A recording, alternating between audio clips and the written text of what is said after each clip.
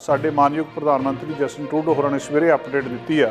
ਉਹਨਾਂ ਨੇ ਇਹ ਗੱਲ ਕਹੀ ਆ ਕਿ ਨੈਸ਼ਨਲ ਪਾਰਕਸ ਜਿਹੜੇ ਨੇ ਇਹਨਾਂ ਨੂੰ ਅੰਸ਼ਕ ਰੂਪ ਦੇ ਵਿੱਚ ਪਾਰਸ਼ਲੀ ਇਸ ਜੂਨ ਦੇ ਸ਼ੁਰੂ ਦੇ ਵਿੱਚ ਖੋਲ੍ਹ ਦਿੱਤਾ ਜਾਊਗਾ। ਜਿੱਦਾਂ ਜਿੱਦਾਂ ਅਸੀਂ ਗੱਲਬਾਤ ਕਰ ਰਹੇ ਹਾਂ ਕਿ ਜਿੱਦਾਂ ਜਿੱਦਾਂ ਰੀਓਪਨਿੰਗ ਹੋ ਰਹੀ ਹੈ ਕੀ ਬਦਲਾਅ ਹੋਊਗਾ। ਇੱਕ ਵੱਡਾ ਬਦਲਾਅ ਦੇਖਣ ਨੂੰ ਇਹ ਮਿਲ ਸਕਦਾ ਕਿ ਖਾਸ ਕਰ ਜਿਹੜੇ ਸਟੋਰਸ ਨੇ ਉਹ ਤੁਹਾਨੂੰ ਮਾਸਕ ਪਾਉਣ ਲਈ ਕਹਿ ਸਕਦੇ ਆ ਮੈਂਡੇਟਰੀ, ਜ਼ਰੂਰੀ ਤੁਹਾਨੂੰ ਪਾਉਣਾ ਪਊਗਾ। US ਦੇ ਵਿੱਚ ਜਿੱਦਾਂ TNT ਸੁਪਰ ਮਾਰਕੀਟ ਆ, ਕੋਸਟਕੋ ਆ, ਉਹਨਾਂ ਨੇ ਕਸਟਮਰਸ ਨੂੰ ਇਹ ਗੱਲ ਕਹਿ ਦਿੱਤੀ ਆ ਕਿ ਤੁਸੀਂ ਜਿਹੜੇ ਮਾਸਕ ਆ ਉਹ ਪਾਓਗੇ, ਪੱਕਾ ਵੀ ਕੀਤਾ ਜਾ ਸਕਦਾ। ਐਮਾਜ਼ੋਨ ਨੇ ਦੋਸਤੋ ਅਨਾਊਂਸ ਕੀਤਾ ਆ ਕਿ ਜਿਹੜੇ ਉਹਨਾਂ ਦੇ EMPLOYEE ਆ ਉਹ ਜ਼ਰੂਰ ਪਾਉਣਗੇ, ਅਤੇ ਇਹਦੇ ਨਾਲ ਹੀ ਜਿਹੜੇ ਉਹਨਾਂ ਦੇ ਹੋਰ ਹੋਲ ਫੂਡਸ ਜਾਂ ਗਰੋਸਰੀ ਸਟੋਰਸ ਨੇ ਉੱਥੇ ਵੀ ਤੁਹਾਨੂੰ ਜ਼ਰੂਰੀ ਕੀਤਾ ਜਾ ਸਕਦਾ ਕਿ ਤੁਸੀਂ ਇਹ ਮਾਸਕ ਪਾਓ। ਉਹ ਇੱਕ ਇੰਡੀਅਨ ਜਿਹੜੀ COVID-19 ਟਰੈਕਿੰਗ ਮੋਬਾਈਲ ਐਪਲੀਕੇਸ਼ਨ ਉਹਨਾਂ ਨੇ ਤਿਆਰ ਕੀਤੀ ਹੈ, ਜਿਹੜੀ ਉਹਨਾਂ ਦੀ ਨੈਸ਼ਨਲ ਇਨਫੋਰਮੈਟਿਕਸ ਸੈਂਟਰ ਆ, ਜਿਹੜਾ ਕਿ ਅੱਗਿਓਂ ਜਾ ਕੇ ਜਿਹੜੀ ministry of electronics and information technology ਦੇ ਅੰਡਰ ਆਉਂਦਾ। ਉਹਨਾਂ ਨੇ ਜਾਣੀ ਕਿ ਭਾਰਤ ਸਰਕਾਰ ਨੇ ਉਹ ਐਪ ਤਿਆਰ ਕੀਤੀ ਹੈ, ਆਰੋਗਿਆ ਸੇਤੂ, ਬਲੂਟੁੱਥ ਔਨ ਹੋਣਾ ਚਾਹੀਦਾ। ਉਹ ਤੁਹਾਨੂੰ ਅਪਡੇਟ ਕਰ ਦੂਗੀ ਜੇ ਤੁਹਾਡੇ ਨੇੜੇ ਸ਼ਾਇਦ ਮੀਟਰ ਜਾਂ 2 ਮੀਟਰ ਜਾਂ ਥੋੜ੍ਹਾ ਜਿਹਾ ਨੇੜੇ ਕੋਈ ਬੰਦਾ ਜਿੱਥੇ ਤੱਕ ਬਲੂਟੁੱਥ ਕੰਮ ਕਰਦਾ, ਕੋਈ ਵਿਅਕਤੀ ਉਹ ਆਉਂਦਾ ਜਿਹਨੂੰ COVID-19 ਹੋਇਆ ਹੈ, ਤੁਹਾਨੂੰ ਮੋਬਾਈਲ ਦੇ ਉੱਤੇ ਮੈਸੇਜ ਆ ਜਾਊਗਾ, ਤੁਹਾਨੂੰ ਅਲਰਟ ਆ ਜਾਊਗਾ ਵੀ ਇਹਦੇ ਤੋਂ ਪਰੇ ਰਹੋ। ਉਸ ਵਿਅਕਤੀ ਦੇ ਕੋਲ ਵੀ ਐਪ ਹੋਣੀ ਚਾਹੀਦੀ ਆ, ਉਹਨੇ ਵੀ ਉਹਦੇ ਉੱਤੇ ਡਾਟਾ ਜਿਹੜਾ ਪੂਰਾ ਆਪਣਾ ਅਪਲੋਡ ਕੀਤਾ ਹੋਣਾ ਚਾਹੀਦਾ, ਜਾਂ ਜਿੱਥੇ ਜਿੱਥੇ ਵੀ ਇਹ ਕੇਸਸ ਆਏ ਆ ਉਹਨਾਂ ਨੇ ਉਸ ਵਿਅਕਤੀ ਦੇ ਕੋਲ ਮੋਬਾਈਲ ਦੇ ਉੱਤੇ ਉਹਨੂੰ ਡਾਊਨਲੋਡ ਕਰਵਾ ਦਿੱਤਾ ਕਿ ਭਾਈ ਆਪਣੇ ਐਪ ਡਾਊਨਲੋਡ ਕਰ, ਉਹਦੇ ਉੱਤੇ ਲਿਖ ਦਿਓ ਕਿ ਮੈਂ ਕੁਆਰੰਟਾਈਨ 'ਚ ਸੀਗਾ। ਮਤਲਬ ਜਿਹੜੇ ਬੰਦੇ ਦੇ ਵੀ ਤੁਸੀਂ ਨੇੜੇ ਜਾਓਗੇ ਤੁਹਾਨੂੰ ਪਤਾ ਲੱਗ ਜੂਗਾ ਵੀ ਇਹ ਬੰਦਾ ਕੁਆਰੰਟਾਈਨ ਸੀ ਜਾਂ ਇਹ ਬੰਦਾ ਜਿਹੜਾ ਆ ਇਹਨੂੰ ਇਹ COVID-19 ਹੋਇਆ ਆ ਜਾਂ ਉਹ ਤੋਂ ਰਿਕਵਰ ਹੋਇਆ।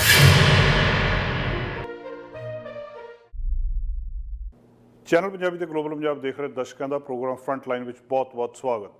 ਦੋਸਤੋ ਹਾਜ਼ਰ ਹਾਂ ਅੱਜ ਇੱਕ ਖਾਸ ਪ੍ਰੋਗਰਾਮ ਲੈ ਕੇ। ਅੱਜ ਦੇ ਪ੍ਰੋਗਰਾਮ ਵਿੱਚ ਅਸੀਂ ਖਾਸ ਗੱਲਬਾਤ ਕਰਨੀ ਹੈ ਸਰਦਾਰ ਕੁਲਮੀਤ ਸਿੰਘ ਸੰਘਾ ਹੋਣਾ ਨਾਲ ਐਡਮਿੰਟਨ ਤੋਂ, ਤੇ ਡਾਕਟਰ ਪ੍ਰਗਟ ਸਿੰਘ ਪੁਰਜੀ ਹੋਣਾ ਦੇ ਨਾਲ। ਉਹਦੇ ਤੋਂ ਪਹਿਲਾਂ ਕੁਝ ਖਬਰਾਂ ਅੱਜ ਦੀਆਂ ਅਪਡੇਟਸ ਤੁਹਾਡੇ ਨਾਲ ਸਾਂਝੀਆਂ ਕਰਨੀਆਂ। ਅੰਕੜਾ ਦੋਸਤੋ ਤੁਹਾਨੂੰ ਸਾਰਿਆਂ ਨੂੰ ਪਤਾ ਹੀ ਆ ਜਿਸ ਤਰ੍ਹਾਂ ਵੱਧ ਰਿਹਾ, ਜਿੱਥੇ ਜਿੱਥੇ ਕਾਬੂ ਦੇ ਵਿੱਚ ਆ। 2-4 ਖਬਰਾਂ ਤੁਹਾਡੇ ਨਾਲ ਉਹ ਅੱਜ ਅਸੀਂ ਸਾਂਝੀਆਂ ਕਰਨੀਆਂ ਜਿਹੜੀਆਂ ਸਾਡਾ ਧਿਆਨ ਖਿੱਚਦੀਆਂ। ਕੱਲ੍ਹ ਅਸੀਂ ਡਿਟੇਲ ਦੇ ਵਿੱਚ ਗੱਲਬਾਤ ਕੀਤੀ ਸੀ ਡਾਕਟਰ ਗੁਰਵਿੰਦਰ ਸਿੰਘ ਧਾਲੀਵਾਲ ਹੋਣਾ ਦੇ ਨਾਲ ਘਰਾਂ ਦੀ ਕੀਮਤ ਬਾਰੇ। ਘਰਾਂ ਦੀ ਕੀਮਤ ਬਾਰੇ ਅਜੇ ਜਦੋਂ ਤੱਕ ਲਿਸਟਿੰਗਸ ਉੱਦਾਂ ਨਹੀਂ ਹੁੰਦੀਆਂ ਨਹੀਂ ਕੁਝ ਵੀ ਕਿਹਾ ਜਾ ਸਕਦਾ, ਪਰ ਇੱਕ ਜਿਹੜੀ ਸਾਡੇ ਕੋਲ ਕਨਫਰਮੇਸ਼ਨ ਹੋਰ ਖਬਰ ਜਿਹੜੀ ਆ ਰਹੀ ਆ ਕਿ ਕੈਨੇਡਾ ਭਰ ਦੇ ਵਿੱਚ ਜਿਹੜੇ ਖਾਸ ਕਰ ਕੌਂਡੋਜ਼ ਨੇ ਉਹਨਾਂ ਦੇ ਜਾਂ ਅਪਾਰਟਮੈਂਟ ਨੇ ਉਹਨਾਂ ਦੇ ਰੈਂਟ ਦੇ ਵਿੱਚ ਕਮੀ ਆ ਰਹੀ ਹੈ।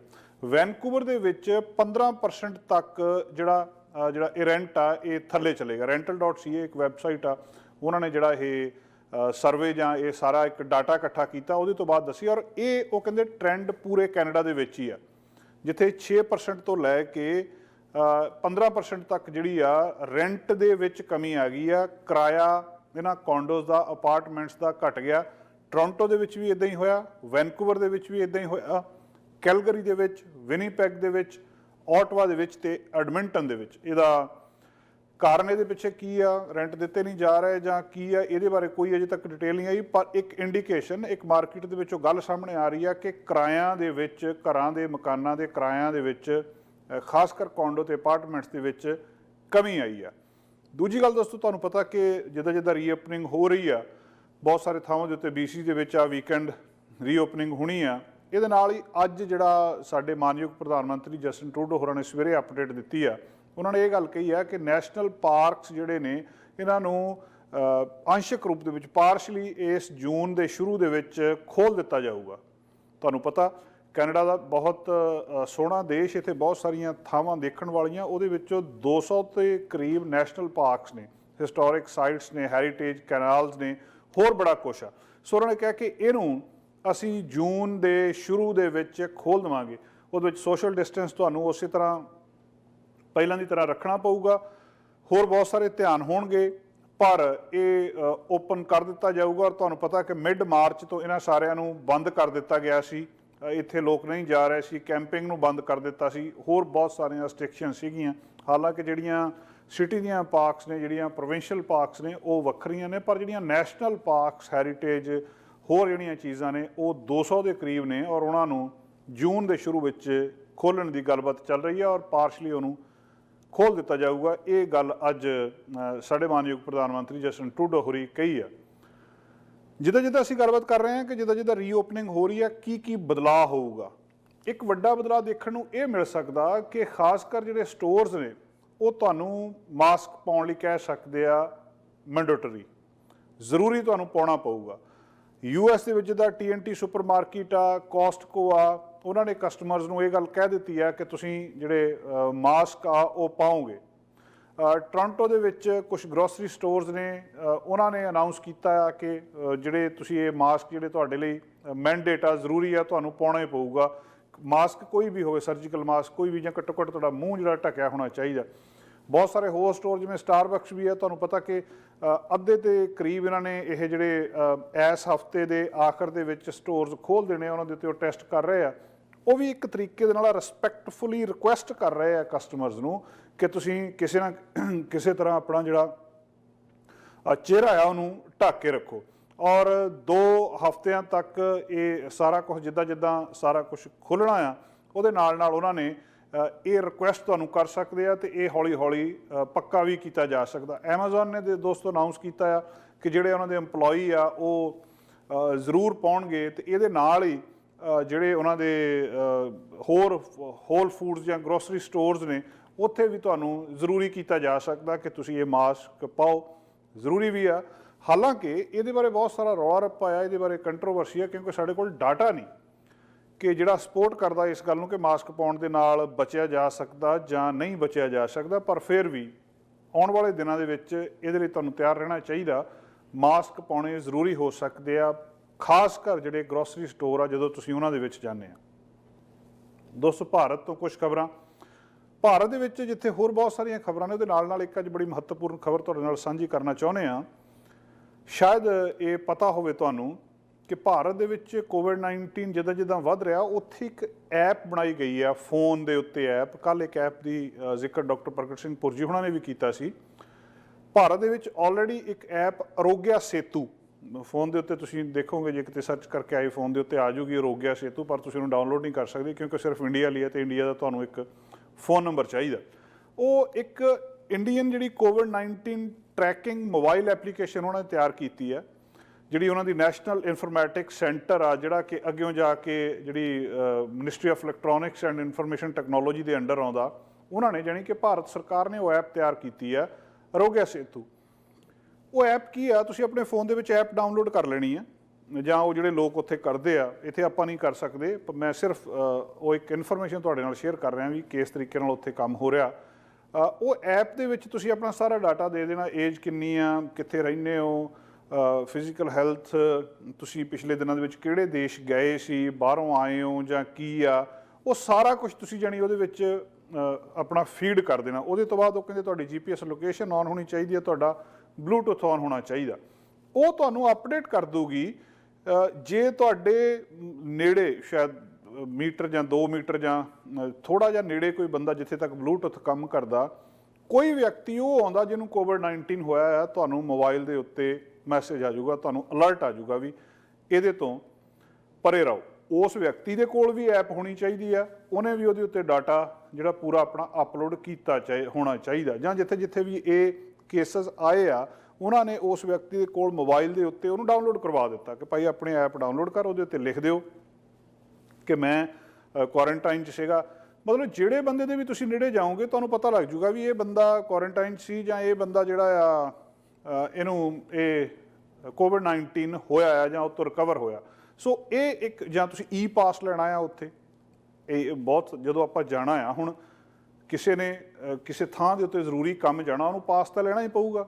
ਉਹ ਪਾਸ ਲੈਣ ਦੇ ਲਈ ਹੁਣ ਤੁਸੀਂ ਫਿਜ਼ੀਕਲੀ ਉੱਥੇ ਤੱਕ ਕਿੱਦਾਂ ਜਾਓਗੇ, ਉੱਥੇ ਤੱਕ ਜਾਣ ਲਈ ਵੀ ਤਾਂ ਪਾਸ ਚਾਹੀਦਾ ਨਾ। ਉਹ ਕੰਮ ਸਾਰਾ ਉੱਥੇ ਆਨਲਾਈਨ ਹੋ ਰਿਹਾ। ਆਨਲਾਈਨ ਕਿੱਦਾਂ ਹੋ ਰਿਹਾ, ਉਹਦੇ ਵਿੱਚ ਜਿਹੜੀ ਇਹ ਐਪ ਆ ਉਹ ਕਾਫੀ ਹੈਲਪ ਕਰ ਰਹੀ ਆ ਈ ਪਾਸ ਲੈਣ ਦੇ ਵਿੱਚ। ਜਿੱਦਾਂ ਸੁਣਨ ਦੇ ਵਿੱਚ ਆਉਂਦਾ ਕਿ ਤੁਸੀਂ ਉਹਦੇ ਉੱਤੇ ਹੀ ਅਪਲਾਈ ਕਰ ਸਕਦੇ ਹੋ ਤੇ ਤੁਹਾਨੂੰ ਉਹਦੇ ਉੱਤੇ ਜਿਹੜਾ ਇਹ ਮਿਲ ਜੂਗਾ। ਔਰ ਤੁਹਾਨੂੰ ਇਹ ਵੀ ਇੱਕ ਗੱਲ, ਇਹ ਹੈਰਾਨੀ ਕਿਉਂ, ਅਸੀਂ ਇਹ ਕਿਉਂ ਡਿਸਕਸ ਕਰ ਰਹੇ ਹਾਂ ਇੱਥੇ ਉਸ ਐਪ ਨੂੰ, ਹਾਲਾਂਕਿ ਇਹਦੇ ਬਾਰੇ ਪੂਰੀ ਇਨਫੋਰਮੇਸ਼ਨ ਤਾਂ ਉੱਥੇ ਇੰਡੀਆ ਦੇ ਵਿੱਚ ਹੀ ਲੋਕਾਂ ਨੂੰ ਹੋਊਗੀ ਵੀ ਕਿ ਕਿੰਨਾ ਕੁ ਪ੍ਰੈਕਟੀਕਲੀ ਕੰਮ ਕਰ ਰਹੀ ਆ, ਪਰ ਜਿਹੜੀਆਂ ਖਬਰਾਂ ਬਾਹਰਲੇ ਦੇਸ਼ਾਂ ਦੇ ਵਿੱਚ ਆ ਰਹੀਆਂ ਉਹਦੇ ਅਨੁਸਾਰ ਇਹਨੇ ਜਿਹੜੀ 5 ਮਿਲੀਅਨ ਡਾਊਨਲੋਡਸ 3 ਦਿਨ ਦੇ ਵਿੱਚ ਕ੍ਰਾਸ ਕਰ ਦਿੱਤੇ ਸੀ ਇਹਨੇ। 5 ਮਿਲੀਅਨ ਆਪਣੇ ਲਾਂਚ ਤੋਂ 3 ਦਿਨਾਂ ਦੇ ਵਿੱਚ 5 ਮਿਲੀਅਨ ਡਾਊਨਲੋਡ ਇਹਦੇ ਹੋ ਗਏ ਸੀ। ਔਰ ਇਹ ਦੁਨੀਆ ਦੀ ਇੱਕ ਬਹੁਤ ਪਪੂਲਰ ਐਪ ਬਣੀ ਆ ਜਿਹੜੀ ਗਵਰਨਮੈਂਟ ਆਫ ਇੰਡੀਆ ਨੇ ਬਣਾਈ ਆ, ਔਰ ਦੁਨੀਆ ਦੀ ਸਭ ਤੋਂ ਤੇਜ਼ੀ ਨਾਲ ਫਾਸਟੈਸਟ ਗਰੋਇੰਗ ਮੋਬਾਈਲ ਐਪਲੀਕੇਸ਼ਨ ਇਹ ਬਣ ਗਈ ਆ। ਇਹਦੇ ਤੋਂ ਪਹਿਲਾਂ ਪੋਕੇਮੋਨ ਗੋ ਜਿਹੜੀ ਇੱਕ ਖੇਡ ਜੀ ਆਈ ਸੀ ਵੀਡੀਓ ਗੇਮ, ਉਹ ਸਭ ਤੋਂ ਵੱਧ ਸੀ, ਔਰ ਇਹਦੇ 50 ਮਿਲੀਅਨਸ ਇੰਸਟਾਲਸ ਹੋਏ ਨੇ 13 ਡੇਜ਼ ਦੇ ਵਿੱਚ ਜਿੱਦਣ ਇਹ ਲਾਂਚ ਹੋਈ ਆ। 2 ਅਪ੍ਰੈਲ ਨੂੰ ਇਹ ਲਾਂਚ ਹੋਈ ਸੀ। ਦੁਨੀਆ ਦੀ ਫਾਸਟੈਸਟ ਗਰੋਇੰਗ ਮੋਬਾਈਲ ਐਪ ਜਿਹੜੀ ਆ ਉਹ ਇੰਡੀਆ ਦੇ ਵਿੱਚ ਆ।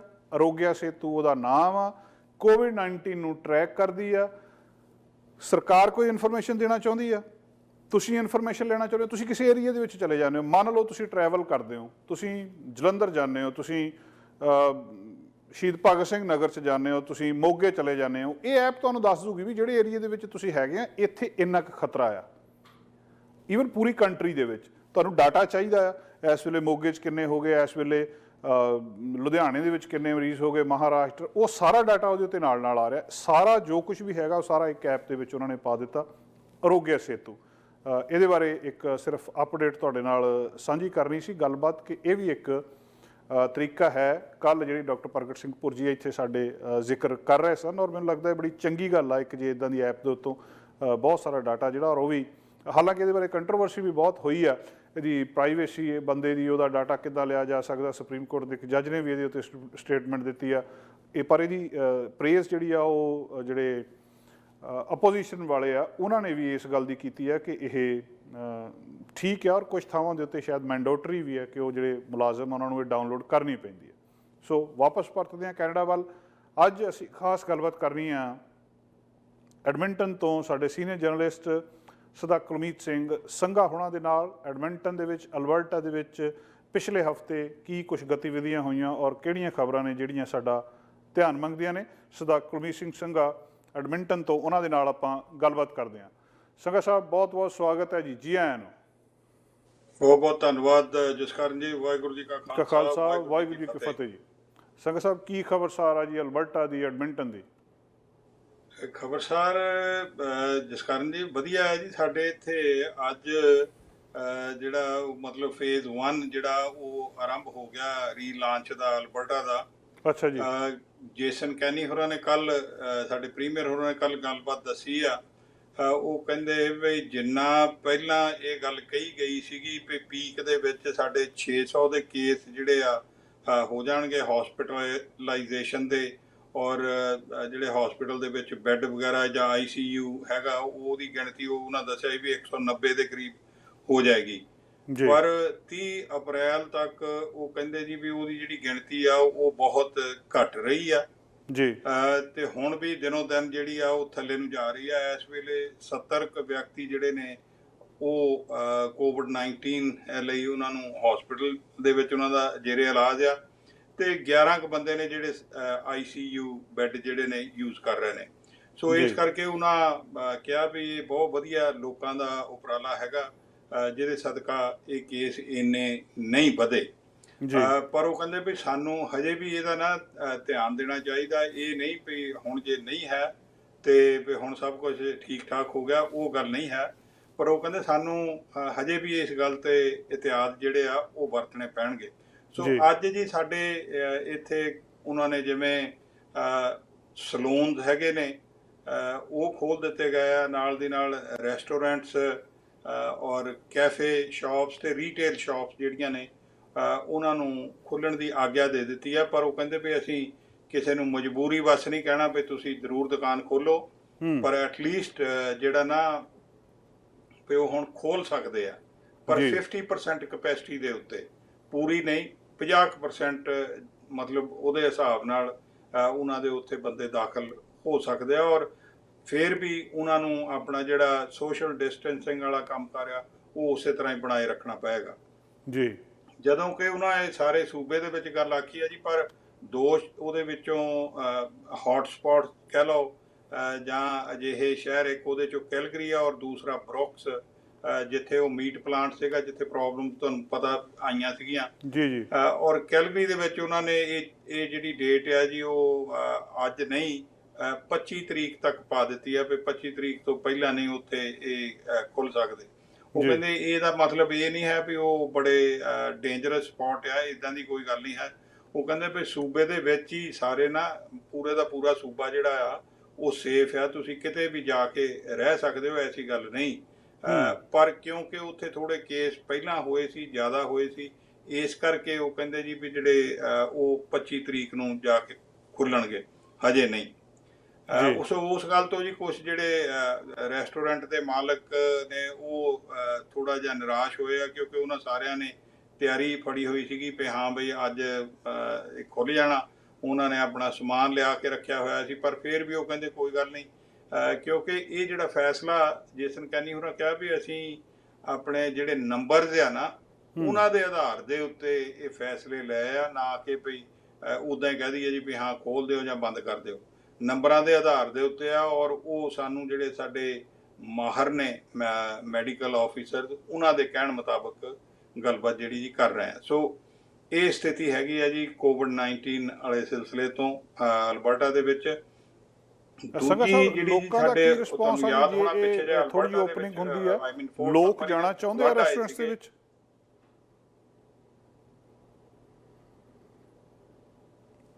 ਸੰਘਾ ਸਾਹਿਬ, ਲੋਕਾਂ ਦਾ ਕੀ ਰਿਸਪੌਂਸ ਆ? I can't hear you. Sangha ਸਾਹਿਬ, ਲੋਕਾਂ ਦਾ ਕੀ ਰਿਸਪੌਂਸ ਆ ਜੀ? ਲੋਕ ਜਾਣਾ ਚਾਹੁੰਦੇ ਆ ਰੈਸਟੋਰੈਂਟਸ ਦੇ ਵਿੱਚ? ਲੋਕ ਜਸਕਰਨ ਜੀ ਬੜੇ ਉਤਾਵਲੇ ਨੇ, ਤੁਹਾਨੂੰ ਪਤਾ ਵੀ ਇੰਨੇ ਦਿਨਾਂ ਦੇ ਘਰਾਂ ਦੇ ਵਿੱਚ ਬੈਠੇ ਸੀਗੇ, ਪਰ ਉਹਨਾਂ ਨੂੰ ਇਸ ਗੱਲ ਦਾ ਸਾਰਿਆਂ ਨੂੰ ਜ਼ਰੂਰ ਗਿਆਨ ਹੈਗਾ ਵੀ ਕੋਈ ਕਾਹਲ ਵਾਲੀ ਗੱਲ ਨਹੀਂ, ਪੇਸ਼ੈਂਸ ਰੱਖ ਕੇ ਜਾਣ ਵਾਲੀ ਗੱਲ ਹੀ ਆ। ਇਸ ਗੱਲ ਤੇ ਵੀ ਜੇਸਨ ਕੈਨੀ ਹੋਰਾਂ ਕਿਹਾ ਵੀ ਮੈਂ ਵੀ ਕਹਿੰਦਾ ਤੁਹਾਡੇ ਵਾਂਗ ਬੜਾ ਇੰਪੇਸ਼ੈਂਟ ਆ, ਪਰ ਇੰਪੇਸ਼ੈਂਸ ਇਸ ਵੇਲੇ ਕਹਿੰਦਾ ਵੀ ਕੰਮ ਨਹੀਂ ਕਰਦਾ। ਸਾਨੂੰ ਸਾਡੇ ਜਿਹੜੇ ਮੈਡੀਕਲ ਆਫੀਸਰ ਆ ਉਹਨਾਂ ਦੀ ਗੱਲਬਾਤ ਸੁਣਨੀ ਚਾਹੀਦੀ ਆ। ਸੋ ਜੇ ਉਹਨਾਂ ਨੇ 50% ਹੀ ਕਿਹਾ ਤੇ ਸਾਨੂੰ ਉੱਥੇ ਰੈਸਟੋਰੈਂਟਾਂ 'ਚ ਕੈਫੇ ਦੇ ਵਿੱਚ ਉਹ 50% ਦੇ ਹਿਸਾਬ ਨਾਲ ਹੀ ਗੱਲ ਜਿਹੜੀ ਉਹਨਾਂ ਦੀ ਮੰਨਣੀ ਪਏਗੀ ਜੀ। ਤੇ ਦੂਸਰਾ ਜਿਹੜਾ ਸਾਡੇ ਫੋਰਟ ਮੈਕਮਰੀ ਦੇ ਵਿੱਚ ਤੁਹਾਨੂੰ ਯਾਦ ਹੋਣਾ ਪਿੱਛੇ ਜਿਹੇ ਫਲੱਡ ਆਏ ਸੀਗੇ ਤੇ ਉੱਥੇ ਲੋਕ ਬੜੇ ਦੁਖੀ ਹੋਏ ਜੀ। ਹੁਣ ਬਹੁਤ ਸਾਰੇ ਲੋਕ ਤਾਂ ਇਹ ਕਹਿੰਦੇ ਵੀ ਕਦੇ ਇੱਥੇ ਆ ਗਿਆ ਤੇ ਕਦੇ ਹੜ੍ਹ ਆ ਤੇ ਹੁਣ ਉਹ ਰੱਬ ਨੂੰ ਕਹਿੰਦੇ ਵੀ ਸਾਨੂੰ ਇੱਥੋਂ ਕੱਢ ਕਿਸੇ ਨਾ ਕਿਸੇ ਤਰ੍ਹਾਂ। ਉੱਥੇ ਜੀ ਲੋਕਾਂ ਨੇ ਨਾ ਜਿਹੜੇ ਕੁਝ ਵਾਟਰਵੇਜ਼ ਨੇ, ਮਤਲਬ ਦੋ ਦਰਿਆ ਆ, ਇੱਕ ਕਲੀਅਰ ਵਾਟਰ, ਇੱਕ ਆਥਾਬਾਸਕਾ ਰਿਵਰ, ਇਹ ਉੱਥੇ ਮਿਲਦੇ ਆ ਜੀ ਥੋੜੀ ਜਿਹੀ ਵਿੱਥ ਤੇ ਜਾ ਕੇ ਫੋਰਟ ਮੈਕਮਰੀ ਤੋਂ ਗਾਹਾਂ, ਜਿੱਥੇ ਇਹ ਆਈਸ ਡੈਮ ਲੱਗਣ ਕਾਰਨ ਜਿਹੜੇ ਜੀ ਹੜ੍ਹ ਆਏ ਨੇ। ਔਰ ਹੁਣ ਲੋਕ ਦੁਖੀ ਹੋਏ, ਉਹ ਕਹਿੰਦੇ ਜੀ ਕਿਸੇ ਨੇ ਫਿਗਰਸ ਕੱਢੀਆਂ, ਉਹ ਕਹਿੰਦਾ 1853 ਤੋਂ ਲੈ ਕੇ ਹੁਣ ਤਾਈਂ 15 ਫਲੱਡਸ ਆਏ ਆ ਇਸ ਤਰ੍ਹਾਂ ਦੇ, ਔਰ ਉਹਨਾਂ ਦੇ ਵਿੱਚੋਂ 14 ਜਿਹੜੇ ਨੇ ਉਹ ਆਈਸ ਡੈਮ ਕਰਕੇ ਹੀ ਆ ਜੀ। ਔਰ ਉਹ ਕਹਿੰਦੇ ਵੀ ਸਿਟੀ ਹੁਣ ਮਿਲੀਅਨ ਡਾਲਰ ਖਰਚ ਕਰ ਰਹੀ ਆ ਬਰਮ ਬਣਾਉਣ ਲਈ, ਉਹ ਜਿਹੜੇ ਦਰਿਆ ਦੇ ਆਲੇ ਦੁਆਲੇ, ਤਾਂ ਕਿ ਪਾਣੀ ਇੱਧਰ ਨਾ ਆਏ। ਉਹ ਲੋਕ ਮਤਲਬ ਦੁਖੀ ਹੋਏ, ਕਹਿੰਦੇ ਜੀ ਵੀ ਅਸੀਂ ਤਾਂ ਅੱਗੇ ਵੀ ਇਹ ਕਹਿ ਰਹੇ ਸੀ ਵੀ ਬਰਮ ਬਣਾਏ ਜਾਣ, ਪਰ ਹਜੇ ਤੱਕ ਕੋਈ ਕੰਮ ਕਰ ਉਸ ਪੱਖ ਤੋਂ ਕੀਤਾ ਨਹੀਂ ਗਿਆ। ਤੇ ਹੁਣ ਉਹ ਸਿਟੀ ਕਹਿ ਰਹੀ ਜੀ ਵੀ ਅਸੀਂ 2021 ਤੱਕ ਜਿਹੜੇ ਉਹ ਬਰਮ ਆ ਬਣਾ ਦਿਆਂਗੇ। ਤੇ ਪਰ ਲੋਕ ਕਹਿ ਰਹੇ ਜੀ ਵੀ ਜੇ ਸਿਟੀ ਸਾਤੋਂ ਸਾਡੀ ਪ੍ਰਾਪਰਟੀ ਖਰੀਦ ਹੀ ਲੈਣ ਤੇ ਚੰਗੀ ਗੱਲ ਆ, ਕਿਉਂਕਿ ਪ੍ਰਾਪਰਟੀ ਦੀ ਵੈਲਿਊ ਬਹੁਤ ਥੱਲੇ ਡਿੱਗ ਪਈਆਂ ਜੀ। ਇੱਕ ਸ਼ਖਸ ਜਿਹਨੇ 3 ਲੱਖ ਦਾ ਘਰ ਕਿਤੇ ਬਣਾਇਆ ਸੀਗਾ, ਉਹ ਕਹਿੰਦਾ ਵੀ ਅੱਜ ਉਹ ਘਰ ਉਹਦਾ $1.25 ਲੱਖ ਜਿਹੜਾ ਉਹ ਲੂਜ਼ ਕਰ ਚੁੱਕਾ ਆਲਰੇਡੀ। ਉਹ ਕਹਿੰਦਾ ਜੇ ਕੱਲ ਨੂੰ ਮੈਂ ਵੇਚਾਂ ਤਾਂ ਇਟਸ ਅ ਯੂਜ਼ਲੈਸ, ਮੈਨੂੰ ਕੋਈ ਇਹਦਾ ਪੈਸਾ ਨਹੀਂ ਮਿਲਣਾ ਇੱਥੋਂ। ਸੋ ਇਸ ਤਰ੍ਹਾਂ ਦੇ ਹਾਲਾਤ ਫੋਰਟ ਮੈਕ ਦੇ ਬਣੇ ਹੋਏ ਨੇ ਜੀ। ਤੀਸਰੀ ਇੱਕ ਗੱਲ ਹੋਰ ਸੀ, ਸਰ ਜੇਸਨ ਕੈਨੀ ਹੋਰਾਂ ਨੇ ਆਪਣੀ ਗੱਲਬਾਤ ਦੇ ਵਿੱਚ ਨਾ ਇਹ ਕੋਵਿਡ-19 ਵਾਲੀ ਗੱਲ ਤੇ ਹੀ ਇੱਕ ਉਹਨਾਂ ਨੇ ਹੋਰ ਗੱਲ ਆਖੀ ਆ, ਉਹ ਚੀਨ ਤੇ ਬੜੇ ਵੱਧ ਰਹੇ ਨੇ ਜੀ। ਚੀਨ ਵਾਲਿਆਂ ਨੇ ਇਹ ਜਿਹੜੀ ਅਸਲੀ ਗੱਲਬਾਤ ਆ ਜੀ ਉਹ ਦੱਸੀ ਨਹੀਂ ਪਹਿਲਾਂ, ਇਸ ਕਰਕੇ ਜਿਹੜੇ ਸਾਡੇ ਹੈਲਥ ਸਿਸਟਮ ਆ ਇੱਥੋਂ ਦੇ ਕੈਨੇਡਾ ਦਾ, ਭਈ ਉਹ ਬਹੁਤ ਬੁਰੀ ਤਰ੍ਹਾਂ ਨਾਲ ਪ੍ਰਭਾਵਿਤ ਹੋਏ ਨੇ। ਤੇ ਉਹ ਕਹਿੰਦਾ ਵੀ ਇਹ ਗੱਲ ਨਹੀਂ ਹੋਣੀ ਚਾਹੀਦੀ ਵੀ ਚੀਨ ਨੂੰ ਅਸੀਂ ਉੱਦਾਂ ਹੀ ਹੁਣ ਮਾਫ ਕਰ ਦਈਏ ਤਾਂ ਭੁੱਲ ਜਾਈਏ, ਇੱਦਾਂ ਦੀ ਗੱਲ ਨਹੀਂ ਹੋਣੀ ਚਾਹੀਦੀ। ਔਰ ਹੁਣ ਉਹ ਲੋਕਾਂ ਨੂੰ ਕਹਿ ਰਿਹਾ ਜੀ ਵੀ ਇਨਸ਼ੋਰ ਕੰਮਕਾਰ ਹੋਣੇ ਚਾਹੀਦੇ ਨੇ। ਅੱਗੇ ਤਾਂ ਸੀ ਨਾ ਵੀ ਆਊਟਸੋਰਸਿੰਗ ਹੁੰਦੀ ਸੀ, ਤੇ ਹੁਣ ਮੁੜ ਕੇ ਇੱਥੇ ਹੋਣੇ ਚਾਹੀਦੇ ਆ, ਜਾਂ ਜੌਬਸ ਇੱਥੇ ਆਉਣੀਆਂ ਚਾਹੀਦੀਆਂ, ਬਿਜ਼ਨਸ ਨੂੰ ਮੁੜਨਾ ਚਾਹੀਦਾ। ਸੋ ਇਹ ਜੇਸਨ ਕੈਨੀ ਹੋਰਾਂ ਦਾ ਇੱਕ ਸੁਨੇਹਾ ਇਹ ਇਸ ਪੱਖ ਤੋਂ ਇਹ ਵੀ ਉਹਨਾਂ ਨੇ ਕੱਲ੍ਹ ਦਿੱਤਾ ਜੀ। ਪਰ ਇਹ ਨਹੀਂ ਪਤਾ ਵੀ ਕਿੰਨੀ ਹੱਦ ਤੱਕ ਜਿਹੜਾ ਹੈਗਾ ਜੀ ਉਹ ਲੋਕ ਉਹਨਾਂ ਦੀ ਗੱਲ ਨੂੰ ਸੁਣਦੇ ਨੇ, ਕਿਉਂਕਿ ਜਿਹੜਾ ਗਰੀਬ ਆਦਮੀ ਹੈ ਜੀ ਉਹਨ ਤਾਂ ਕੰਮ ਹੀ ਕਰਨਾ, ਕਿਉਂਕਿ ਜਦੋਂ ਪਹਿਲਾਂ ਇੱਥੋਂ ਬਿਜ਼ਨਸ ਉਧਰ ਨੂੰ ਗਏ ਸੀਗੇ ਜੀ, ਉਦੋਂ ਨਾ ਮਜ਼ਦੂਰਾਂ ਦੀ ਸੁਣੀ ਗਈ ਨਾ ਗਰੀਬਾਂ ਦੀ ਸੁਣੀ ਗਈ, ਤੇ ਹੁਣ ਕਿਹੜੀ ਜੀ ਉਹਨਾਂ ਦੀ ਸੁਣਨੀ ਆ। ਬਸ ਹੁਣ ਵੀ ਇਹੀ ਗੱਲ, ਮਾਫੀ ਚਾਹੁੰਦਾ, ਹੁਣ ਵੀ ਉਹੋ ਹੀ ਗੱਲ ਆ ਵੀ ਹਾਂ ਜੀ ਹੁਣ ਉਹ ਇੱਥੇ ਆ ਜਾਣਗੀਆਂ ਜੋਬਾਂ। ਇਹ ਉਹ ਚੀਨ ਤੇ ਵਰ ਰਹੇ ਨੇ ਵੀ ਜਿੱਦਾਂ ਚੀਨ ਨੇ ਕੋਈ ਇਹਨਾਂ ਨੂੰ ਪੈਸੇ ਦੇ ਦੇਣੇ ਹੁੰਦੇ ਆ। ਆਈ ਡੋਂਟ ਨੋ ਕਿੱਥੋਂ ਤੱਕ ਉਹ ਗੱਲ ਸਹੀ ਹੋ ਸਕਦੀ ਹੈ ਜੀ। ਸੰਘਾ ਸਾਹਿਬ, ਤੁਸੀਂ ਫੋਰਟ ਮੈਕਮਰੀ ਦੀ ਗੱਲ ਕੀਤੀ ਸੀ। ਐਡਮਿੰਟਨ ਦੇ ਵਿੱਚ ਘਰਾਂ ਦੀ ਪ੍ਰਾਈਸ ਬਾਰੇ ਕੋਈ ਗੱਲਾਂ ਬਾਤਾਂ ਆਮ ਲੋਕਾਂ ਦੇ ਵਿੱਚ ਚੱਲਦੀਆਂ, ਕੋਈ ਡਾਟਾ, ਕੋਈ ਅੰਕੜਾ, ਕੋਈ ਰੀਅਲ ਸਟੇਟ ਤੋਂ ਕੋਈ ਫਰਕ ਪੈ ਰਿਹਾ, ਥੱਲੇ ਆ ਰਹੇ ਆ, ਉੱਥੇ ਹੀ ਆ, ਕੁਛ ਆਈਡੀਆ ਲੱਗ ਸਕਦਾ ਜੀ? ਜੇ ਨਾ ਜਸਕਰਨ ਜੀ, ਘਰਾਂ ਦੀਆਂ ਕੀਮਤਾਂ ਤੇ ਪਹਿਲਾਂ ਨਾਲੋਂ ਘਟੀਆਂ ਹੋਈਆਂ ਨੇ, ਜੀ, ਪਰ ਉਹਦਾ ਹਜੇ ਐਗਜ਼ੈਕਟਲੀ ਜੇ ਤੁਸੀਂ ਦੇਖੋ ਵੀ ਕਿੰਨਾ ਕੁ ਫਰਕ ਪਿਆ, ਹਜੇ ਉਹ ਗੱਲ ਸਾਹਮਣੇ ਨਹੀਂ ਜੀ ਆਈ ਵੀ ਕਿੰਨੀਆਂ ਕੀਮਤਾਂ ਘਟ ਗਈਆਂ ਜਾਂ ਕਿੰਨੀ ਤੇਜ਼ੀ ਨਾਲ ਥੱਲੇ ਨੂੰ ਜਾ ਰਹੀਆਂ, ਕਿਉਂਕਿ ਘਰਾਂ ਦਾ ਹਜੇ ਵੀ ਖਰੀਦੋ ਫਰੋਖਤ ਹੋ ਰਹੀ ਆ, ਪਰ ਉਨੀ ਤੇਜ਼ੀ ਦੇ ਨਾਲ ਨਹੀਂ ਹੋ ਰਹੀ। Still people R selling and ਉਹ ਜਿੰਨੀ ਕੁ ਪ੍ਰਾਈਸ ਦੇ ਨੇੜੇ ਤੇੜੇ ਵੇਚਣਾ ਚਾਹੁੰਦੇ ਹਜੇ ਮਿਲ ਰਿਹਾ, ਕਿਉਂਕਿ ਜਿਵੇਂ ਮੈਂ ਤੁਹਾਨੂੰ ਪਿਛਲੀ ਵਾਰ ਵੀ ਦੱਸਿਆ ਸੀਗਾ ਵੀ ਲੋਕ ਇੱਥੋਂ ਅਗਰ ਛੱਡ ਕੇ ਜਾਣਗੇ ਤਾਂ ਉਹਨਾਂ ਨੂੰ ਜਾਣ ਲਈ ਜਿਹੜੇ ਦੂਸਰੇ ਥਾਂ ਆ ਉਹ ਬਾਹਲੇ ਜ਼ਿਆਦਾ ਮਹਿੰਗੇ ਨੇ, ਚਾਹੇ ਉਹ ਵੈਨਕੂਵਰ ਹੈ, ਚਾਹੇ ਉਹ ਟੋਰਾਂਟੋ ਦਾ ਏਰੀਆ ਹੈ। ਸੋ ਇਸ ਕਰਕੇ ਲੋਕ ਹਜੇ ਅਲਬਰਟਾ ਵਿੱਚ ਹੀ ਬੈਟ ਲਾਈ ਬੈਠੇ ਨੇ ਜੀ ਵੀ ਇੱਥੇ ਕੰਮਕਾਰ ਆਉਣ ਵਾਲੇ ਸਮੇਂ ਦੇ ਵਿੱਚ ਸੁਧਰ ਜਾਣਗੇ। ਇਹ ਆਇਲ ਇੰਡਸਟਰੀ ਦਾ ਕੋਈ ਅਪਡੇਟ ਹੈ ਜੀ? ਕੁਝ ਹੋ ਰਿਹਾ ਜਾਂ ਲੋਕਾਂ ਨੂੰ ਆਸ ਹੈਗੀ ਆ ਵੀ ਇਹਦਾ ਇੰਪੈਕਟ ਕੀ ਪਊਗਾ ਅਲਬਰਟਾ ਤੇ ਖਾਸ ਕਰਕੇ? ਆਇਲ ਇੰਡਸਟਰੀ ਦੀ ਜਿਹੜੀ ਇੱਕ ਪਾਈਪਲਾਈਨ ਦੀ ਗੱਲ ਹੈਗੀ ਆ, ਉਹਦਾ ਕੰਮਕਾਰ ਆਰੰਭ ਹੋਣ ਵਾਲਾ ਆ। ਉਹਦੀ ਖਬਰ ਆਈ ਸੀ ਕਿ ਉਹ ਪਾਈਪਲਾਈਨ ਬਣ ਜਾਏਗੀ ਤਾਂ ਉਹਦੇ ਨਾਲ ਕਪੈਸਿਟੀ ਥੋੜੀ ਵੱਧ ਜਾਏਗੀ ਤਾਂ ਕਿ ਜਿਹੜਾ ਅਲਬਰਟਾ ਦਾ ਤੇਲ ਆ ਉਹ ਬਾਹਰ ਭੇਜਿਆ ਜਾਵੇ ਜੀ। ਪਰ ਹੁਣ ਜਿਵੇਂ ਆਪਾਂ ਦੁਨੀਆ ਭਰ ਵਿੱਚ ਵੇਖਦੇ ਹਾਂ ਜੀ, ਡਿਮਾਂਡ ਜਿਹੜੀ ਆ ਉਹ ਬਿਲਕੁਲ ਥੱਲੇ ਗਈ ਹੋਈ ਆ। ਇਹ ਅੱਜ ਮਨਸਰ ਸਾਰੀ ਗੱਲ ਡਿਮਾਂਡ ਤੇ ਕਰ ਰਹੀ ਆ ਇਹ, ਔਰ ਡਿਮਾਂਡ ਜਿਹੜੀ ਆ ਬਹੁਤ ਪਹਿਲਾਂ ਨਾਲੋਂ ਘਟੀ ਹੋਈ ਆ, ਤੇ ਇਹ ਨਹੀਂ ਪਤਾ ਵੀ ਉਹ ਤੇਲ ਵੇਚਾਂਗੇ ਕਿੱਥੇ, ਕਿਉਂਕਿ ਹਰ ਪਾਸੇ ਤੇਲ ਦਾ ਇੱਕ ਕਿਸਮ ਦਾ ਗਲਟ ਆਇਆ ਹੋਇਆ ਜੀ ਦੁਨੀਆ ਦੇ ਵਿੱਚ। ਇੱਕ ਜਿਹੜੀ ਹੋਰ ਮਾੜੀ ਖਬਰ ਆ ਉਹ ਇਹ ਆ ਕਿ ਜਿਹੜੇ ਨਾਰਵੇ ਵਾਲਿਆਂ ਨੇ ਜੀ, ਉਹਨਾਂ ਦਾ ਜਿਹੜਾ ਇਨਵੈਸਟਮੈਂਟ ਫੰਡ, ਤੁਹਾਨੂੰ ਪਤਾ ਉਹਨਾਂ ਕੋਲ ਪੈਸੇ ਚੰਗੇ ਆ, ਉੱਥੇ ਜਮ੍ਹਾਂ ਕੀਤੇ ਜੀ। ਉਹ ਇਨਵੈਸਟਮੈਂਟ ਫੰਡ ਜਿਹੜਾ ਅੱਗੇ ਇੱਥੇ ਆਇਲ ਸੈਂਡ ਦੇ ਵਿੱਚ ਪੈਸੇ ਲਾਉਂਦੇ ਸੀ, ਅੱਜ ਉਹ ਖਬਰ ਆ ਰਹੀ ਹੈ ਜੀ ਵੀ ਉਹਨਾਂ ਨੇ ਆਇਲ ਸੈਂਡ ਦੇ ਵਿੱਚ ਪੈਸੇ ਲਾਉਣ ਤੋਂ ਗਾਂ ਨੂੰ ਆਪਣੇ ਆਪ ਨੂੰ ਪਾਸੇ ਕਰ ਲਿਆ ਵੀ, ਜਾਂ ਕਹਿ ਲਓ ਆਇਲ ਸੈਂਡ ਨੂੰ ਪਾਸੇ ਕਰ ਦਿੱਤਾ।